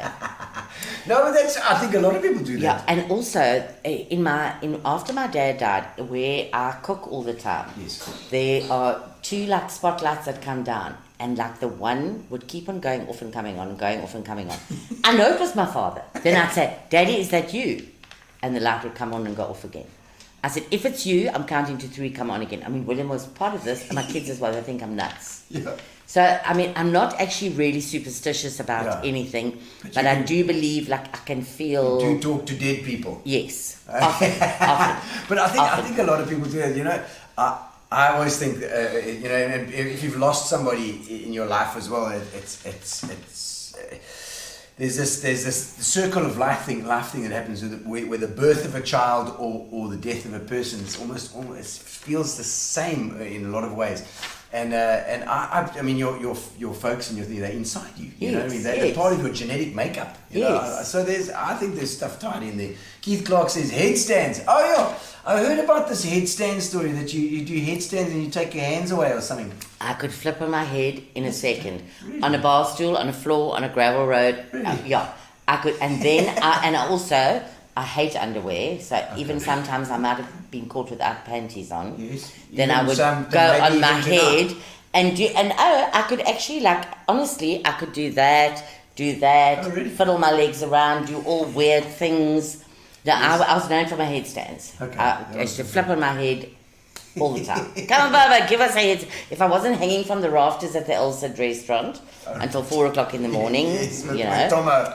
then I was actually doing headstands. Headstands. It was like a trick. It was my party trick. Once a guy, actually, he said, I bet you I can stand on my head longer than you. I said, I bet you can't. So we stood like with our heads like this, and he fell over on top of me. Oh no. I woke up the next morning. I thought I've gone blind. I don't know what's going on. I got 2 black eyes. My nose was like a little pig's nose, as fat as this. Yeah. I had a lump in the middle of my head this. Now, and I'd run away from my boyfriend at that time. It wasn't William. Okay. And I had to explain to him why I had a bump on my head, 2 black eyes, and a nostril that looked like a pig. He didn't believe me, but it was actually a true story. I didn't do anything wrong. You must have fallen over and fallen into your face. Yes, he did. You know, people, honestly, men, it was all about his ego. On the waterbed. Tell me the waterbed. Yeah, I don't think I managed that one, Keith, if I remember. I don't think I could get the headstand right on the waterbed. I think that's what you're talking about, I hope. So. No, he said, he sent me a message saying, ask her how a waterbed feels or something. I can't remember. Did you have an experience with a waterbed? You'll have to remind her, Keith. Keith? God, were we single? Did we do it? You never know. Casey. Oh, man. Okay, any obsessions over the years? I'm obsessed about so many things. Oh, is obsessed about jewelry. I'm obsessed about perfume. I'm obsessed about my dogs. Oh, dogs. You like dogs. I'm mad about my dogs. I think I've actually got like OCD. Oh, really? Like I cannot run out of anything. So I've got like my book that my dear friends Lindy and Leanne, they give me for my birthday. This one I'm still, because I haven't finished it yet. My new one, I can't wait to start. Okay. I have to write lists of everything because I can never run out of anything. So you're OCD? So completely, yeah. And your house is super neat? Yeah. Well, yes, until the next morning. Oh, yeah, okay. when I've had massive parties and things like that. Right, Yeah. No, I'm completely OCD about stuff and things and how it works. But that works well in a business. Yeah, it does. Yes, yes, because like I'm not on Facebook, I'm not on Instagram, I'm not on any of the social media. Because when I had my business, all I did once laptops and cell phones came in was I was on them all the time, and I would not go to leave my office or go to bed until I'd finished what I had to do. You know. Okay. Everything done. Everything had to be done. Otherwise, I can't sleep. So if I'm really tired now and I know I've got stuff on my laptop, work that I need to do, I will go to sleep dead at 4 o'clock in the morning. I will get up, go make coffee. I'll go straight to my office and start working. No, I can't. I hate getting up early in the morning. So I'm still a workaholic. I am. A little bit of an alcoholic too. But mostly a workaholic. Yeah. Alco and a worker. Yeah, and a smoker. Excellent. Your favourite place to visit in the world? Yes, Rivia, without a doubt. Yeah. I love that. Look, I do love Portugal. Okay. Portugal. Very nice, Portugal. Yeah, I remember going to the south of Portugal once. I had this boyfriend that I met there. He worked in the, what was the pub called? Anyway, his name was João Rafael Manuel Graca. I met him, I had met him in Portugal just before I met William, actually. Yeah. He looked like John Travolta as a young man. He was gorgeous. He was 10 years younger than me. I was 32 and he was 23. Yeah, he was very good looking. So we used to go out on the pedalos and I would not pedal. He would pedal and sing me Portuguese love songs. Then I would lie on the beach and I'd say, Super João, cold beer. He'd run across the hot sand and come back. And I remember him once... like Shirley Valentine. Yeah, I remember once him stroking my arm on the beach saying, Patricia, you're so beautiful. You're so beautiful. But if you just weighed a little bit less, you would be more beautiful. I broke his heart. He proposed to me looking across the sea on a full moon night. And I said to him, sure, this is just a love romance. He says, I thought you were different. I thought everybody, they just want me for my buddy. I thought you felt the real love for me. I said, I do, sure, I do. So he said, you promise you will write. Okay. So I ran around Lisbon airport like a mad person, wrote him a postcard. Sorry, sure, that was the end of you. Shame he'd already sold his sound system to book a ticket to come back to South Africa with me. Oh, my word. No, we can't have that, you know, Trish. No. It's very nice on the beach in Portugal, but yes. But to come here, then you become, you've got to fit in with the whole Portugal community here as well. Then, yes. And we actually, my family, we hired a castle in the north of Portugal in Figueira de Foz. Okay. Actually, it was Ian's ex-wife's family's home, but it was a proper castle. Okay.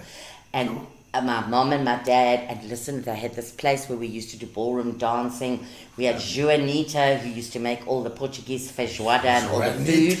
And then we had Carlos, the garden person who used to do stuff in the garden.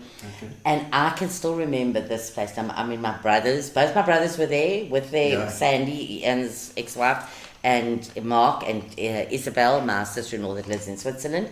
And I had this thick gold chain. I put it on my head like this, took off all my clothes, and raced around the castle. I was queen of this castle. Queen of the castle. Yeah, it was so beautiful. It was fun. So I love Portugal. Okay. But if I chose to live anywhere, it would be Effervescent. Yeah. Okay, I get you. Do I talk too much, Gino? No. It's beautiful. I love this. Are you sure? I'm sorry, guys. Hope I'm not boring you. Makes it easy for me, you know? Okay, so, the hardest that you've ever worked? Without a flippin' doubt, jet travel. And I can tell you that when we had laptops that you could work home, William will tell you how many nights I worked through the night. And then still was at work at 6 o'clock in the morning. How many nights? I just used to sit at that laptop in my study and just work many nights, Getting stuff ready for them. My clients were the most important people and I loved them. I loved them. I didn't deal with anybody I didn't want to. I have to tell you that I kicked people out of bank accounts with. I closed accounts. Okay. And I said, sorry, I don't want to do your business anymore. I don't like the way you do things. Because I'm actually, believe it or not, I know I do all these other naughty things, but I'm incredibly ethical. Yeah. You know, I really am. Well, I think it's important when you're doing a business. The only way you can really run it is you have to keep your integrity intact. Yes. And so your integrity is intact, even if your clothes aren't. Yes, that is, well, there you go. You put that very well. Hello, guys. It's me. I look at your board every time I drive past your house. I love your things that you say on the board. Yes, I know, what's always does. Definitely not bored. Michael Clements down on the beachfront, definitely not bored. I'm captivated with this interview. What a legend lady, brilliant example for the youth. Oh, thank you. Michael. Thank you. Ray, here's a Ray. Oh, you gorgeous creature. Hello, Ray. And Ray, expect a call from me. I'm going to get you on as well. He's a liquor guy. Hey? Yes. He's part of the liquor trade. So, Ray, expect a call from me, young man. We're going to chat sometime as well. Okay, the most physically painful thing you've ever experienced? I've got a very, very, very high pain threshold. Have you? To my detriment, yeah. Oh, okay. So like when I'm really sick or I've got something that needs an operation badly. No, So I'll tell you when that was. My two nieces, Chili and Angelou, were staying with me they live in Portugal now. Chili's in Cape Town at the moment, but they lived in Cape Town then. Yeah. They were staying with me. Yeah. And my Petronella, my lady at home. Domestic. Yes. So her daughter's was at the clinic with her grandchild. Her daughter, my Petronella's grandchild. And she had to stand in this long queue for me, so I went to fetch her. But I was exhausted. Okay. Because remember, I was working jet travel. I had my two young nieces, so they were like 10, 11, 12, staying at home with me for Waking like 3 weeks. Yeah. So I raced off to fetch, and my mum had just died 3 months before, so I was like gutted about that as well. I was holding this 13-month-old granddaughter of my Petronella's, and I've got quite a treacherous stair set that you walk up to get to my front door, because you know we Lloyd Road on the slope. Yes, of course, on the slope. Yes. And as I got to the second step from the top, I was holding this child. Something said to me, you are going to pass out, you're going to faint. And in a split second, I thought, if I fall back, I'm going to go onto the paving, if I fall there, it's 2 meters down to where we had there was a planter with like a massive tree, but there were some big rocks and things there, but I had no choice. Yeah. And as I fainted, basically, I held this child like this, and I just fell back 2 meters. Man. If it wasn't for her, I would be dead, because my head would have hit that rock. But I was like this. The child never had a scratch on her. Yeah. I broke my collarbone. I've now got a steel collarbone there. All the ribs on this side, and slipped 5 discs in my back. Wow, that's a hell of a fall. And then when I went to the hospital, you just lost. I was just absolute. I was exhausted. I was just exhausted. I just couldn't actually take another step. That was the most painful thing I've ever had. Then I started taking cannabis. Are you allowed to say that? Yes, absolutely. Cannabis. Love cannabis. So from then to heal, because the meds and then they didn't want to operate because they found a tumor in my collarbone, which was benign. Okay. But that's why they had to remove it, and I had this big thing put in here. It was very sore. So then I started taking cannabis. So now that was in 2017. Yeah. And William and I take cannabis every night for overall health and well-being. But we've got a basket the size next to William's bed with all the munchies in the world in it. Right. So we'll go to sleep. Like, it makes you sleep. First of all, it makes me very aware that I watch TV. Then I go to sleep. Then I wake up, and then I got the munchies, and I've just got to munch. And we have such fun. William actually says he's getting rid of the basket. All right, okay. He's not allowed Too much to. now. No, he's not allowed. If he does, I'm leaving him. You know, my Italian grandmother, when she got older, she was 88 or something. She's got pains all over the place, and my mom, she got a little bit of gin. Yes. With it, she put cannabis inside. She used to just soak it in there. Yes. But my my nonna didn't know anything about it. But she said, "This one, Gina, very, very good. Sleep, dormire, tutto dormir very nice if sleep good. It does make me sleep so well. But I think from an overall health thing, I think it's done a lot of other stuff for me as well. So I do take it because I like it, but and I do take too much, more than I should. And some nights, okay, I try not to, but I'm just naughty by nature. I can't help it. It makes me laugh. It's not the only thing that you like, that you've taken too much. That's fine. Okay, are the coldest you've ever been? I'm the hottest person around. Really? I'm always hot. Always warm. I have hardly got any jerseys or jackets. The first time I played with snow was in, I think was it Finland or maybe Copenhagen. I can't remember which one it was. And I want to tell you something. I had a normal pair of trackies on, a normal pair of jeans. I had a cotton shirt, no gloves, no hat, no whatever, and I was playing in the snow. So I am not... So, never get cold? No. Very cold, good. Most uncomfortable place you ever slept? Let me think about that. On your head. Well, it used to be in the early Jet days when there weren't so many staff. Yeah. Then there were a few of the naughty ones that would go out jolling. Tracy, she was Tracy Sharneck in those days. She's Tracy Paul. She lives in Bath now. She's the funniest person. Somebody tag Tracy. Yes, she's the funniest person I've ever met in my whole life. We love Tracy. We on Friday nights when some of the old Jet girls get together, then we get a little bit pissed. Then we talk to Tracy. So they would go and they'd be partying, and that night I wouldn't have been partying. They'd pitch up at my house at 5 o'clock in the morning, demanding breakfast. Oh. So I would make them egg and bacon and give them flipping whatever drinks they wanted with it. Greasy spoon. Then they would all decide they're coming to sleep in the boss's bed with William. So it would be William and myself and like 5 of them. So I would say that's most probably the most uncomfortable. Because William used to slip out, because they also wanted to all be in the middle. Yes. So William used to slip out that side and then come and make me slip out this side, and then we'd go to another room. Oh, love it. Is there any? There was one that something that you own that you truly cherish. Do you want some scotch, by the way? Yes, please. I think a little bit of scotch. A little bit of scotch would be beautiful. Yeah, we'll do that. Thank you. I only do doubles, by the way. Okay, excellent. Doubles for you. Double for you. I'll say, Vicky. Something that's very precious to me. I'm such a... I don't know what the word is. A lot of things are precious to me. Yeah. Do you know that I have still got like all the cards, the special gifts that my staff gave me in those days? So you're a bit of a hoarder. I'm a bit of a hoarder. Very sentimental.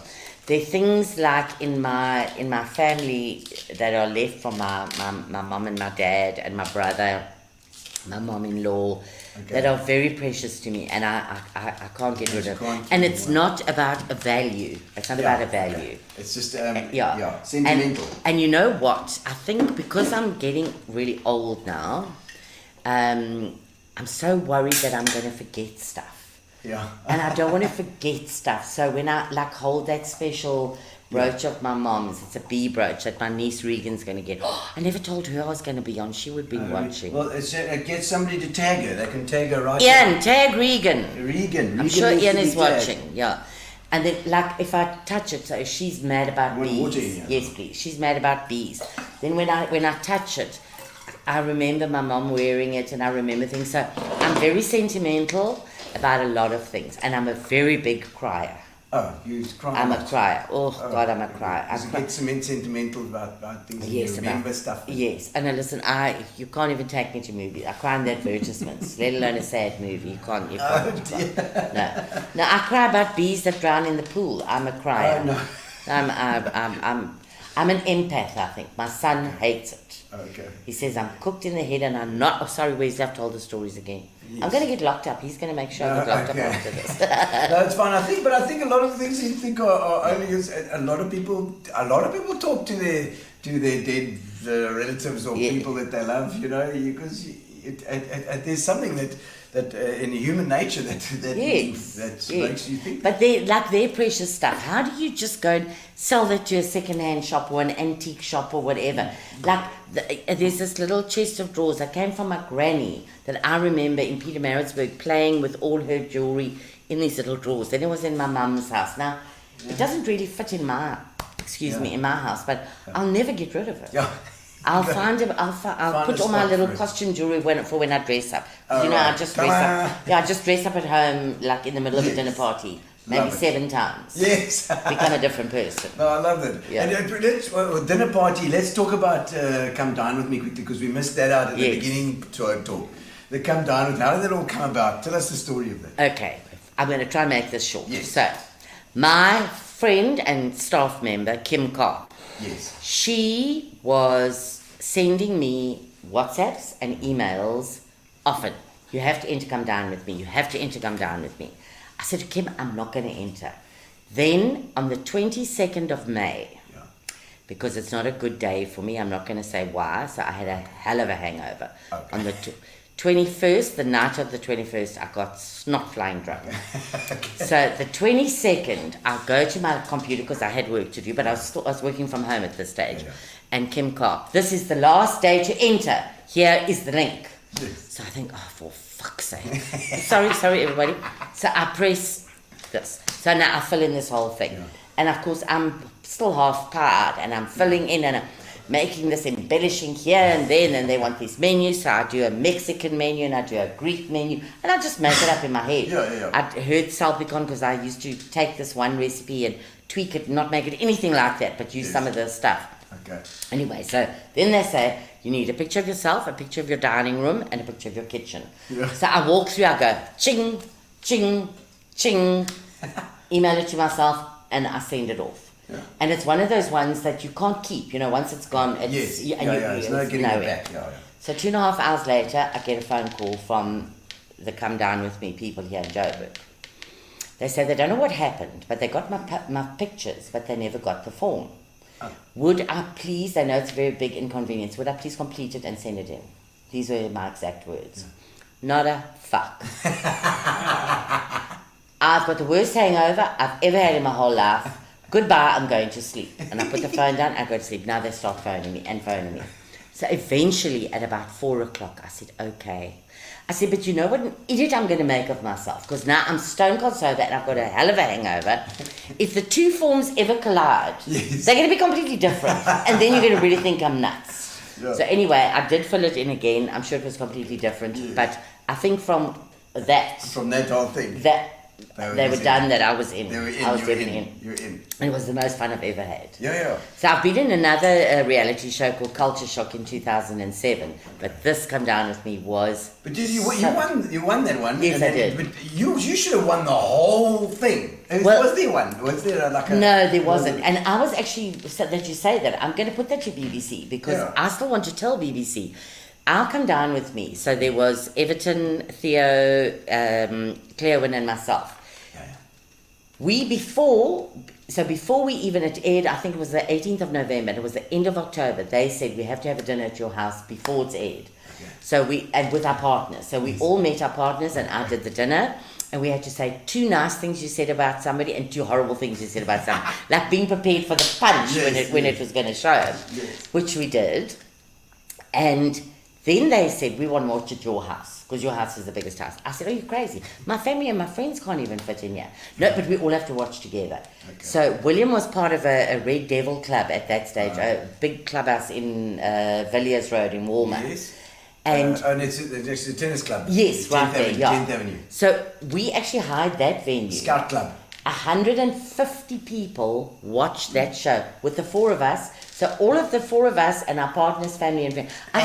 I think it's the only time that it's ever happened on any Come Down With Me that the 4 people have watched together. So we watched together. Do you know that we're still in contact? We still have dinners. Obviously, COVID made it a little bit different. So we do a rotation. You keep in touch? Yeah. No, we do. We have dinners still with the partners and everything. It was the best fun ever, and it is proper reality TV. They don't tell you what to do, how to do it. Yeah. You know, it was great. They don't coach you or anything. No. It was lots of fun. The idols and those things, they always seem to coach people, and they like to make good TV. No, they will in my Mexican meal, every single thing had tequila in it. Everything from the chicken livers to the chorizo to the beef salpicon to the flippin' citrus flame, All that, but or you tequila. were hooking the tequila anyway. Well, I was completely fraught by the people around. Because at first I was on the counter and I was putting it into the first thing and I said, oh, tequila, and I took a sip. Yeah. Stop. Then the camera said, roll around this way, catch you, do that. So every time I did it. Yeah, too, actually. By the time the guests arrived, I had a half a bottle of tequila. And I love tequila, so that wasn't too much. It was loads of fun. It was lovely. I loved it. And I mean, the spin-off from that must have been huge as well. Was it like people that you don't know as well? Coming in saying, how's it? I can't go anywhere. People, Leanne, Lindy, Kim, none of them will go shopping with me. My children, Angie, my daughter that lives in Switzerland, when she was still living in South Africa, nobody will go shopping with me. Yeah. Because for me to get from here to that our way, in a way, will take 2 hours. Because and I mean, and you know that even if people are in the shops, my voice is so distinctive that if I'm talking, they'll come up and say, Bubba. No, in Cape Town. I went to Cape Town. I was accosted in Cape Town a few times. So but I love that. I love being famous. Yeah, I love it. But I love being around people as well. I love, and like you were talking about that network that you get, and it just expands it. Yes, absolutely. And what is life about? Isn't it about people and people you love and people you want to be around? I suppose if you're introvert or if you don't like people, I don't know. A mate of mine says he doesn't like to be around people too much, but then when he hasn't got anybody around, then he's miserable. Yes, yeah. So, I won't allow anybody to be an introvert. So if they're in my company, not a chance. They've got to be extrovert. Yeah, absolutely. Excellent. Not going to happen. I don't know if there's I see somebody's tag Kim Carp as well as Linda's tag. Linda Morgan. Yeah, Linda Morgan. There we go. And Sharon Roth is saying hello. How's it, Sharon? Sharon, of course, she's not an introvert. No, definitely not. Definitely not. Oh man, any bucket list items you still want to do? What do you still want to do? Okay. I don't know if I can say it. Oh, you can say it. Of course you've got to say it. No, I can't. Oh, come on. Okay. Come on. Do it. Ian, I'm sorry. Wesley, Angie, I'm sorry. Okay, I don't have a bucket list. Okay, what do you got? Bucket list. Oh, nice. And who's on that? Oh no, it's William and myself. Oh, okay. It's like. Oh, do you want to go and Great Barrier Reef in Australia? Oh, so you actually want to do it there? Yeah, in the sea where people are swimming on the beach, like you snorkeling, and I'm so naughty. It's like an you see. exhibitionist. But nobody knows. Yeah, so it must be a secret. Is it like? Yes. Is it Am I going to get caught? Am I going to get caught? Yeah, okay. But I mean, it's just so. We've still got to. He's trying to get me to a hot air balloon, but I don't like heights very much. You don't like heights, but you don't have to look down. You just have to look up all the time. Well, I'm going to have to do it soon before I get too old and fall over. That's one of the reasons why the camera's only from the top up. All right. Yes. No, my sweet William and myself, we're very naughty. So I'm not even going to talk about restaurants and bathrooms you know. Okay. Have you got any hobbies or you collect anything? I collect jewelry, especially engagement rings from William. Right. Oh, nice. So given it to you a few times then. So have you split up and got back together again? No, never. No. No. Always been engaged and engaged. And because he really did actually want to get married. But I just wanted to be with him.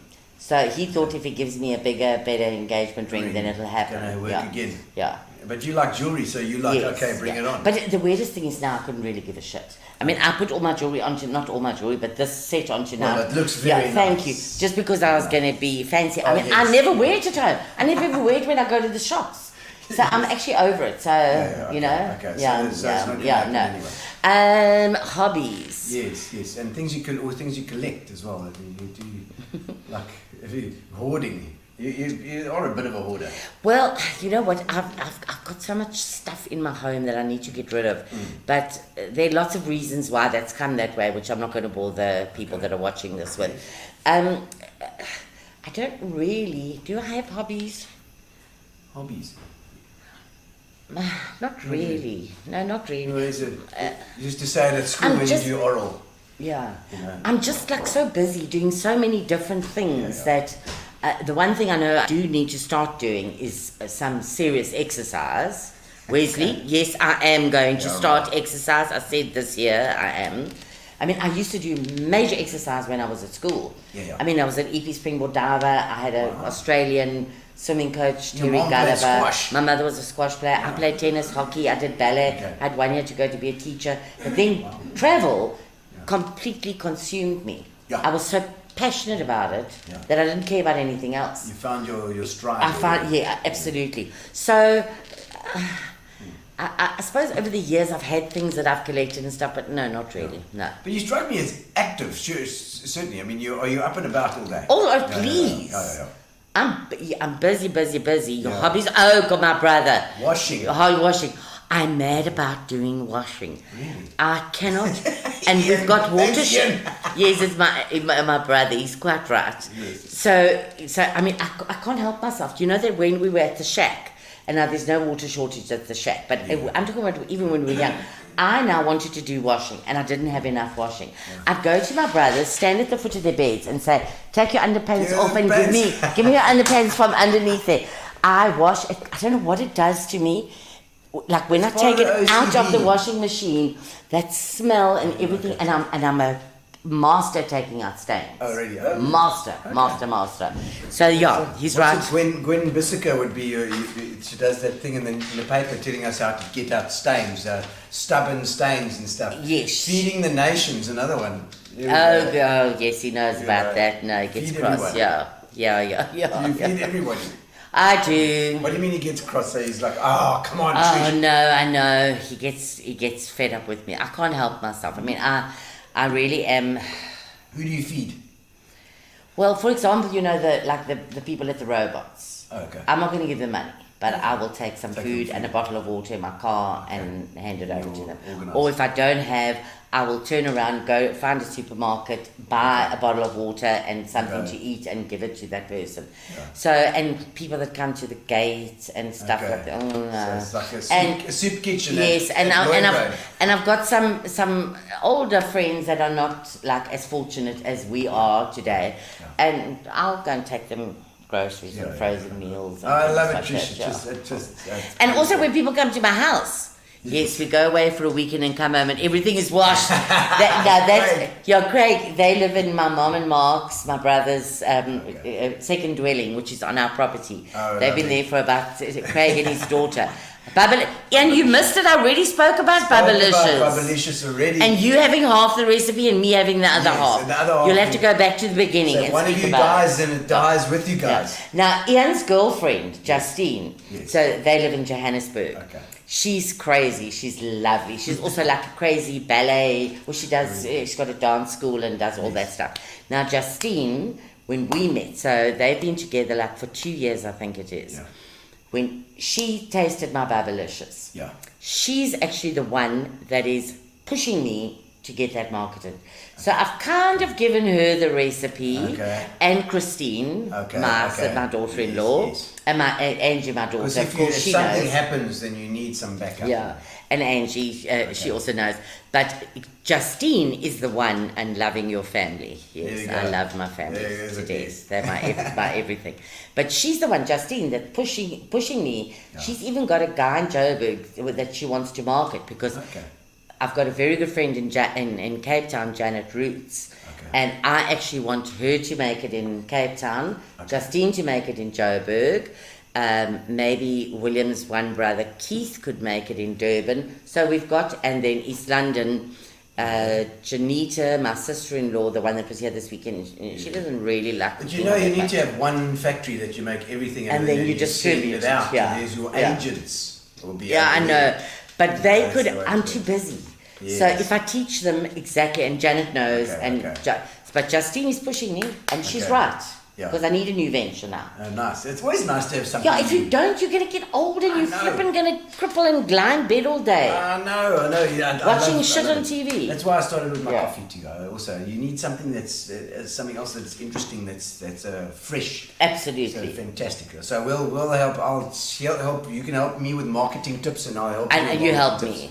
Absolutely. It's me, Justine. You look amazing. Carry on being you. Oh, she's so lovely. Her. She's on Ian's Facebook or whatever. And it is. Justine, she always says the most wonderful things to me. She always makes me feel so good about myself when I'm feeling down. She's great. Oh, good. And I mean, during this lockdown period, a lot of people have felt down. I mean, have you also had a bit of depression? Have you ever think? I don't know. You know what? I've always been so lucky because I had such a wonderful family and so many magnificent friends, and then the staff came along. So I've been a very fortunate person in my life. Okay. So I've always been very happy. But I did go through a bad time after my mum died. Then William's sister died at 44. Sure. And then my brother died, Mark. Okay. And then my mum-in-law died last year. Not last year, the year before. Yeah. And they were very, very, very, very close to me. Yes. So I went through a bad, actually, time. I wasn't myself. I wasn't. Okay. But something happened when Wesley and Christine had their little boy, Sebastian. So William and I, in a short space of 2 years, we're grandparents of 3 kids. Okay. So we've got Jesse and James that live in Switzerland, where William's on his way to go and help look after. Because he left he left at 1:30 today. Okay, cool. But when Wesley and Christine had their little darling boy, Sebastian, unfortunately, he was born with a few problems.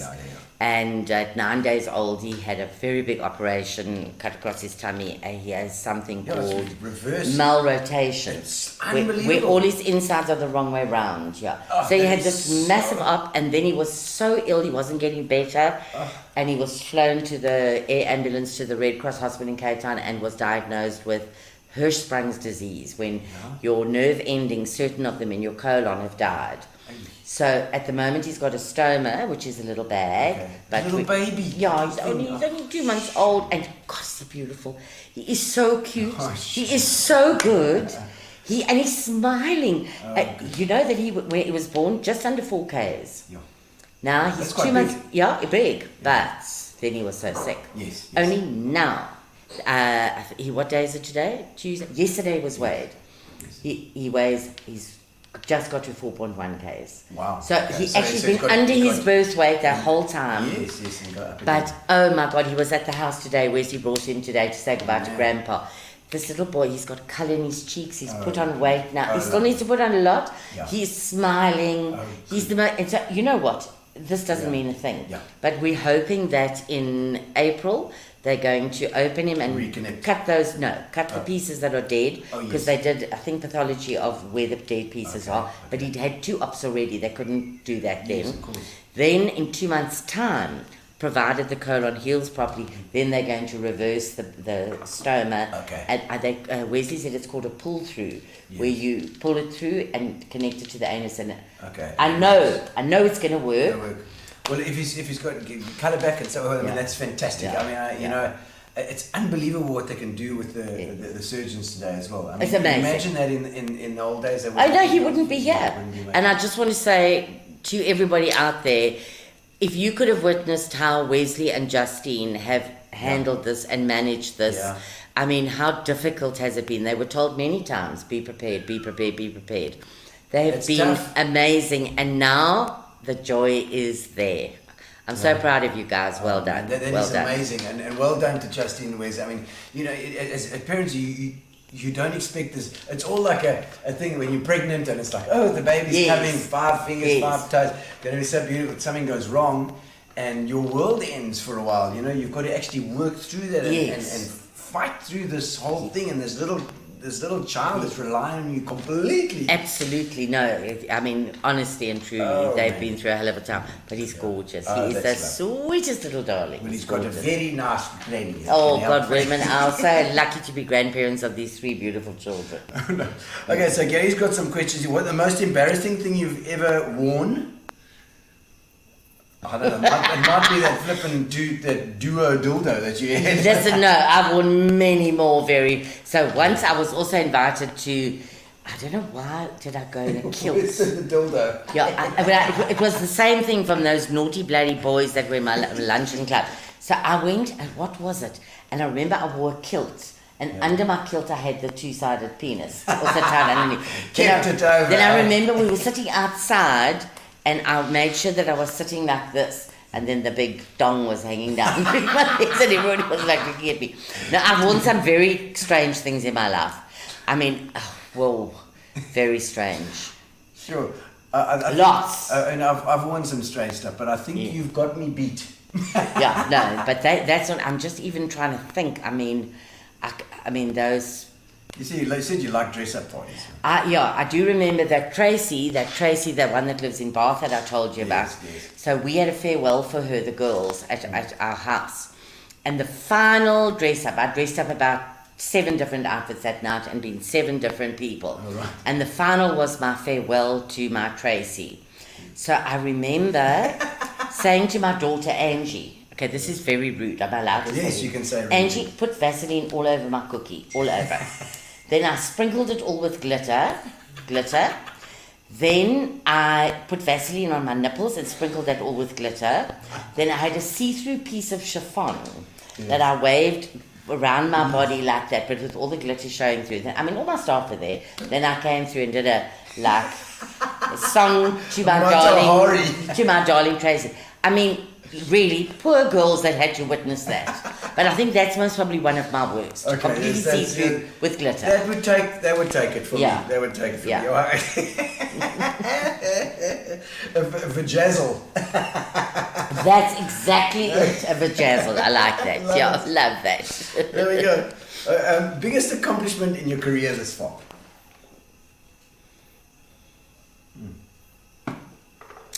I think it was actually starting a travel agency from the ground, making it what it was, making it that we won awards nationwide. From nothing. We won. I mean, I remember I wanted to win that APSA award with that Paolita Brazzali. It was one of the biggest achievements at their year-end function. It was a massive. I've got it. Sure. Certificate this size. Who sold the most foreign exchange? Yeah, Paola. And let me tell you, so Paola with my staff, because they were punting the foreign exchange, and I can tell you something, I was so nervous because the year before we hadn't won it, and that's all I wanted was to win that one. And William was sitting on this side of me, I was sitting on the outside. I remember outside speaking, and in actual fact, yes, that was amazing. We won 3 massive awards that night, but the big one was the last one, ABSA. Okay. And I met the waiter outside, and I said to him, okay, when I ask you, when I'm saying now I want a little bit of wine in a glass, don't give me wine, give me tequila. But don't tell my husband, he'll be very cross. My husband, I still call him my husband. So I was downing these tequilas on the side, and when we won that award, listen, I was beside myself. So I think being the owner of Jet Travel, having such a successful agency, which I did not do on my own, without those girls, and Lyndon, and poor old Columbus, our driver. He's Lyndon and Carmi. So Lyndon used to work in accounts and Carmi used to work in travel. They were separated, one upstairs, one downstairs. So he was the only guy, poor guy, but he coped with us. But working with those amazing people and watching them also grow up, married, children, being mothers and everything. I think that all of that has been my biggest accomplishment. It was incredible. I was around, I was around that time. Yes. I just remember, I absolutely remember that team working like clockwork. Like it was really, you were the mother that came in here and sorted things out. If you needed your apron the wrong way around, says Robert Ginsburg. I'm not wearing an apron. This is my... No, there must be a story. Oh my God, yes. When I served them as the naked chef. No clothes on, just an apron. I think that's what you're talking about, Rob. The wrong way around.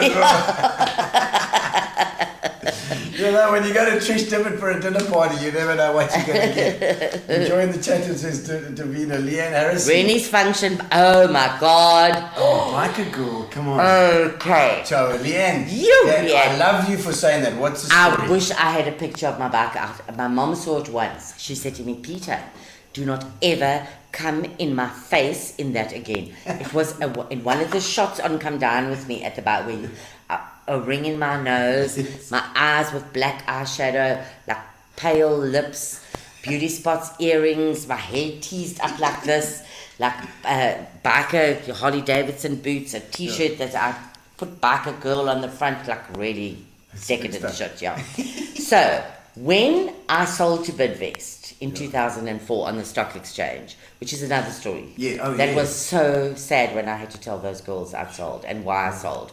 Anyway, I had a 5-year management agreement. They wouldn't take less than that. It had to be 5 years. Okay. So I was trying to show them that they're doing the wrong thing, which is why there's no jet travel anymore. Because in actual fact, they tried to make jet travel like Rennie's travel, and it wasn't. It was a completely different culture. So we were going to the end of the year function where there was always a conference and then it would be like a dinner that evening. So I thought, okay, they're not listening to me. They're not actually listening that we are different. We don't want to deal with corporate people, deal with leisure. So in my room, at the last minute, I said to William, pack my biker girl outfit, pack it. Now, this is Rennie's travel, all the big fancies, big vest, you know. Yes. So I raced off to my room while we finished the conference. Everyone was going to change for dinner. And I put on my biker gear. And I have got a leather whip as well. So I remember walking up to the table where all the pre-champagne and the dinner drinks were. Okay. And I looked at them and I said, I don't want to know, thank you. I said, I'm sorry, I think you're at the wrong function. I said, I'm at the right fucking function. They said, you're at the wrong function, you must go that way. I said, listen, just move out my way. Give me one of those and just, that's it. Then I walked to the door where you were going in to the pre-dinner proper drinks. Yes. No, the conference was finished.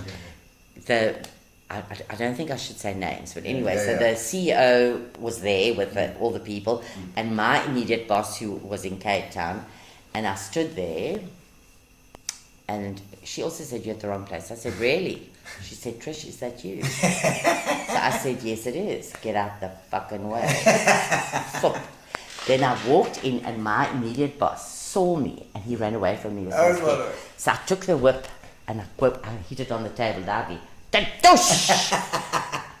I'll have a tequila, please! Bring it from wherever! Listen, I was so badly behaved. And that night, we also won 3 awards. We only just joined the fold, and we won 3 really good awards. Me dressed as biker girl. Well, they nearly kicked me out of the function, but then she did. Then we went up to the roof deck afterwards. I remember that. And I dive tackled her into a bush where they had all these bushes. No, the CEO. Oh, the CEO. Oh, my word. Thank you, Leanne. Betty. Oh, no, I can't remember Nurse Betty, Leanne. Are you crazy? Nurse Betty. Oh, my goodness. Oh, these are good stories. Have I been talking too long? Oh, no, we're getting towards the end, but we can fit in a Nurse Betty story. Okay, so I was asked by one of my staff to do a fundraiser for some children that were going to play hockey, SA hockey. Yeah. And somehow the involvement was, there was a woman in Joburg that had just bought this massive sex shop with her sister. And the one that had bought it died, and the sister had all the stock that she was not going to do anything with. Right. So she wasn't that outgoing person that was going to do this. So they asked me if I would do an auction with all the sex stuff. So they dropped this massive bag off at my office about 3 days before, but I was too busy. I never even looked in it. I didn't even look. So it was all sex toys and shit like that. I never even looked in it. So the function, and then the venue changed, and it was at the Hellenic Hall. Now, you know how many people were there? Like a lot. The Greeks. A lot. So I'd been too busy, and then I went to a client, and on the way back from the client at 3:30, I thought, oh my shit, I've got to start thinking about Nurse Betty. Not Nurse Betty, about this function I've got to do. So I thought, okay, well, I'm driving. Okay, maybe if I'm a nurse, if I dress as a nurse, that'll be quite funny with all the sex toys and things. So I quickly pull into like a sex hire shop. So I get a nurse's outfit with a hat and whatever. Then I had a pair of glasses that like didn't have real glass. I mean, they had glass, but not real glass. Then I thought, but underneath that, I've got to be a siren. Because who knows what's going to happen now. So I quickly go to another shop where I buy garters and all kinds of flippin' stockings and fancy underwear and shit like that. Then at the last minute, I get home now, then I throw Biker Girl into a bag as well. So I am so nervous. My mom comes up from the second dwelling. Leanne arrives. I can't remember if there was anybody else there. I was just throwing the double whiskies back, I mean, I've never done anything like this before. And sorry everybody out there, I know I'm a wild chick, but really I've never needed to use sex toys. I've always had a real love, man. So now I'm drinking all these whiskies and I'm so nervous. We get to enter, and as you entered, it was tequila. So I have 2 tequilas.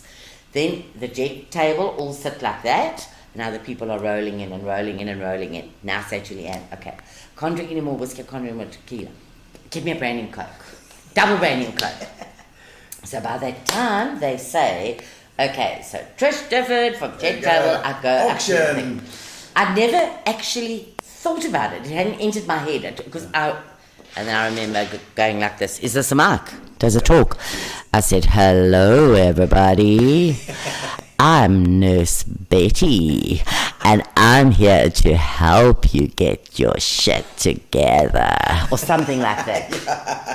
Listen, I had these sex... Within 5 minutes, there were a few people that left already. It was so filthy. And then as a comedian, so if you go in on the dirty route, you sometimes lose half your audience, but the other half are very loyal.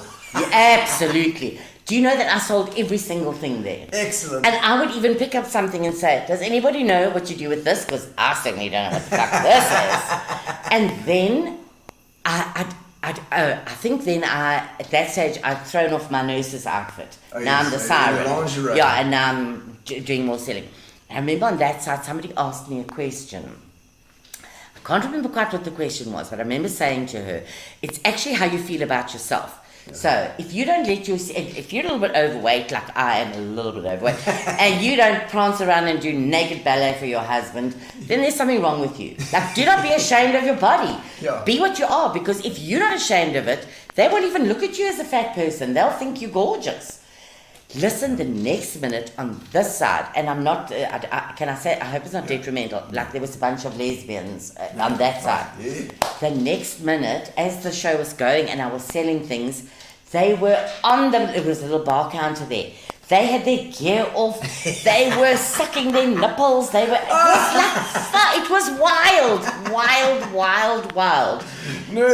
Yeah, and then, so we left there, we still went to, in Eastbourne Road, what's that pub? Yeah, Aqua, was it? No, Eastbourne Road, the Anchor. The Anchor, yes. We still went there afterwards and partied more. Glenn Webster or Danny Fisher must have been playing there. Then I was known as Nurse Betty, and then somebody who said to my mother on at the squash thing, oh, I saw your daughter.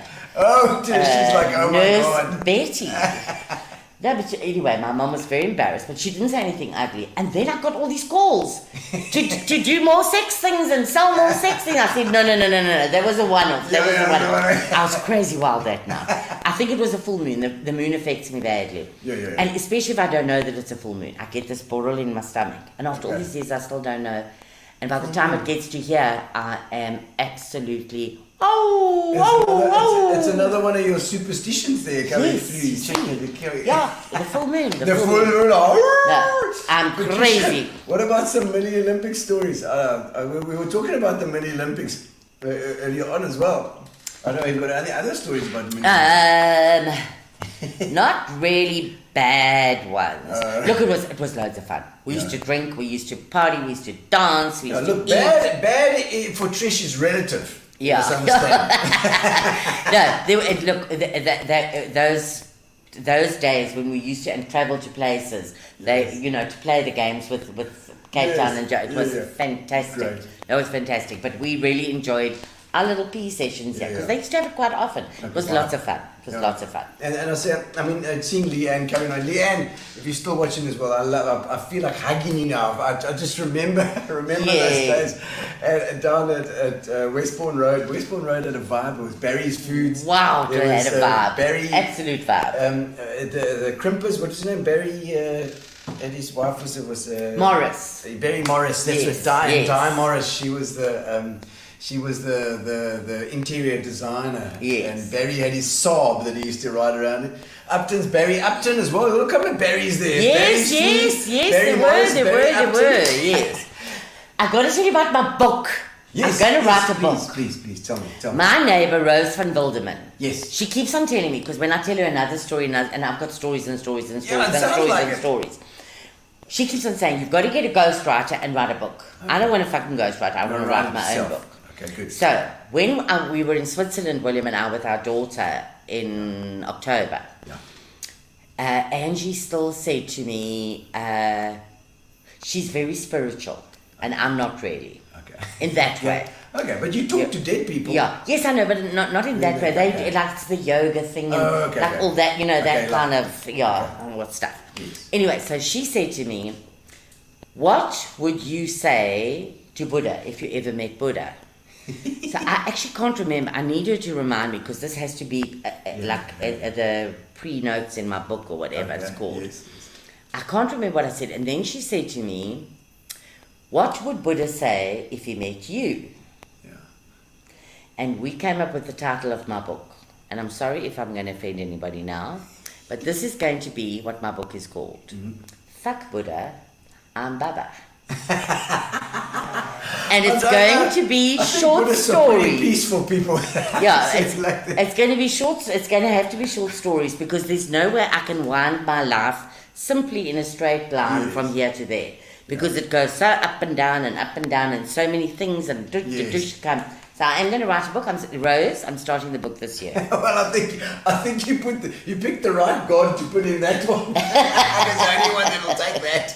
Yes. So Bubbalicious and my book are my project for 2022. Oh, magic. I can't wait to read that. It's going to be something. Fantastic.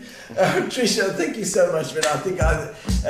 Thank you so much for coming on the show. It's been fantastic. And I don't know if I think we normally ask our people that come on their most embarrassing moments, but I mean, I think you've given us everything without even being asked.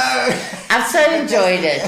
Thank you very much, and thank you for people that commented. Yes. It was lovely to hear all those and see those pictures of the old faces. I don't know if there's beautiful. any more comments there that we need to bring up before we go, but it's been absolutely fantastic to have you on the show. What is my brother saying? Everything you are in, come dine with me. Oh, what an evening. I haven't stopped laughing the whole way through, says Kathy Marsh. Anthony says, what a wild ride. Many thanks, guys. Anthony, thank you, man. Everything you were wore. Everything you wore in Come Dine With Me. He's saying we're my worst outfits, I think. Oh, really? Yeah. My brother's very critical of me most of the time. Oh, he loves me really? with his whole heart. Well, I'm not sure, because I force him to tell me he loves me all the time. Good. No. Yeah. But you got, how can you not love Bubba? There Well, you go. Love this, says Geraldine. And Geraldine was my teacher. I can't remember what standard it was. Geraldine, I can't remember. It was Wendy, not Craig. Oh, lovely. Wendy. Thank you. She's events. She does Thank events you. and stuff. Well, I've thoroughly enjoyed chatting to you. It has been a blast. Magic, absolutely. And I hope I didn't offend anybody. No. And Maurice Banks, I remember the train. Oh God, let's not talk about the train trip. No, we're over. We're done. No, we did a train to watch the Springboks. Oh, really? in so Jet Travel. Oh, okay. We hired a whole train with 300 people. And we in the one whole carriage was a disco.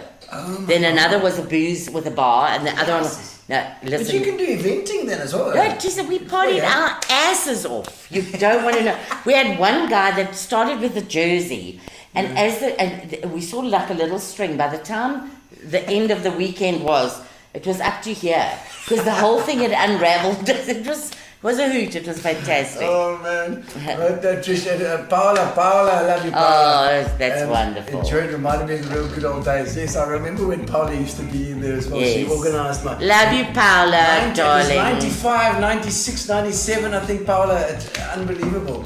Gino Bubba boasted. Thank you, KC. Thank you for keeping punting. We did. Thank you, We had a bit of whiskey, we had a bit of punting, we had a bit of Fitch and Leeds, we had gin and tonics, we had the works.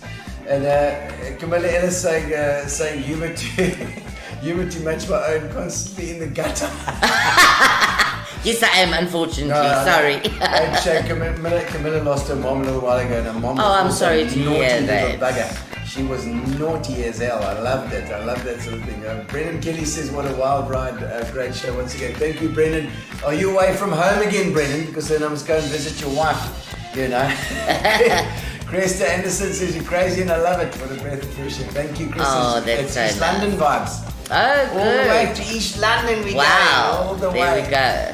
But now, Trish, what we do at the end is we do a competition. I go to the drum can, we do a song on the drums. So I've got a song, and you guys that are online, you can win a case of Fitch and Leeds. We'll post it wherever you are. We can post it to you.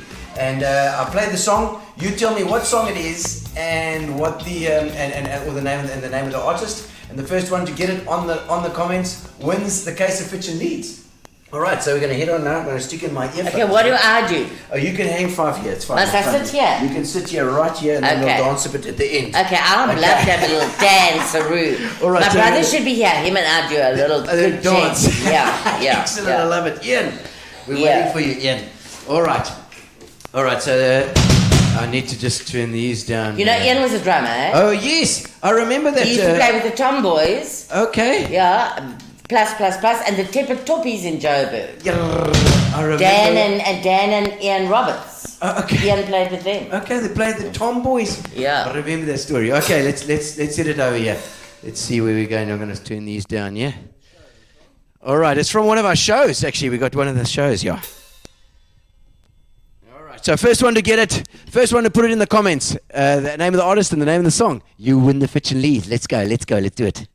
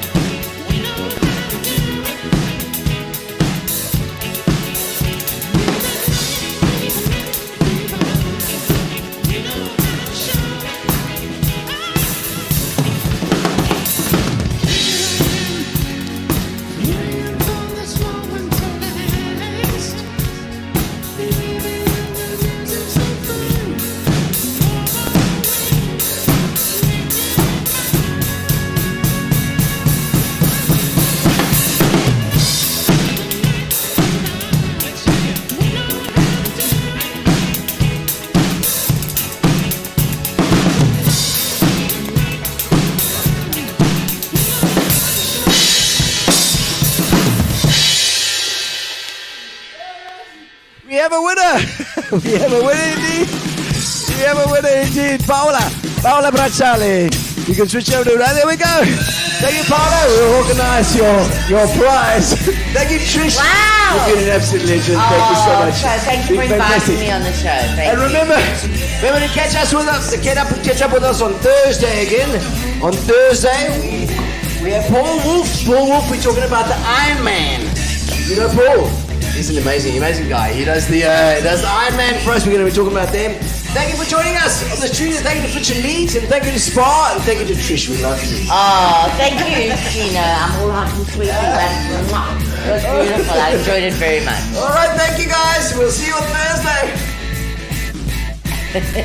Relax, sit down. Coming out of PE town. Drink, find a shot. Never mind your liver. Get to Gino's spot. Gino spot! Get to Gino's spot. Gino spot! Have a laugh, have a giggle, and exercise your middle. Have a Gino shot.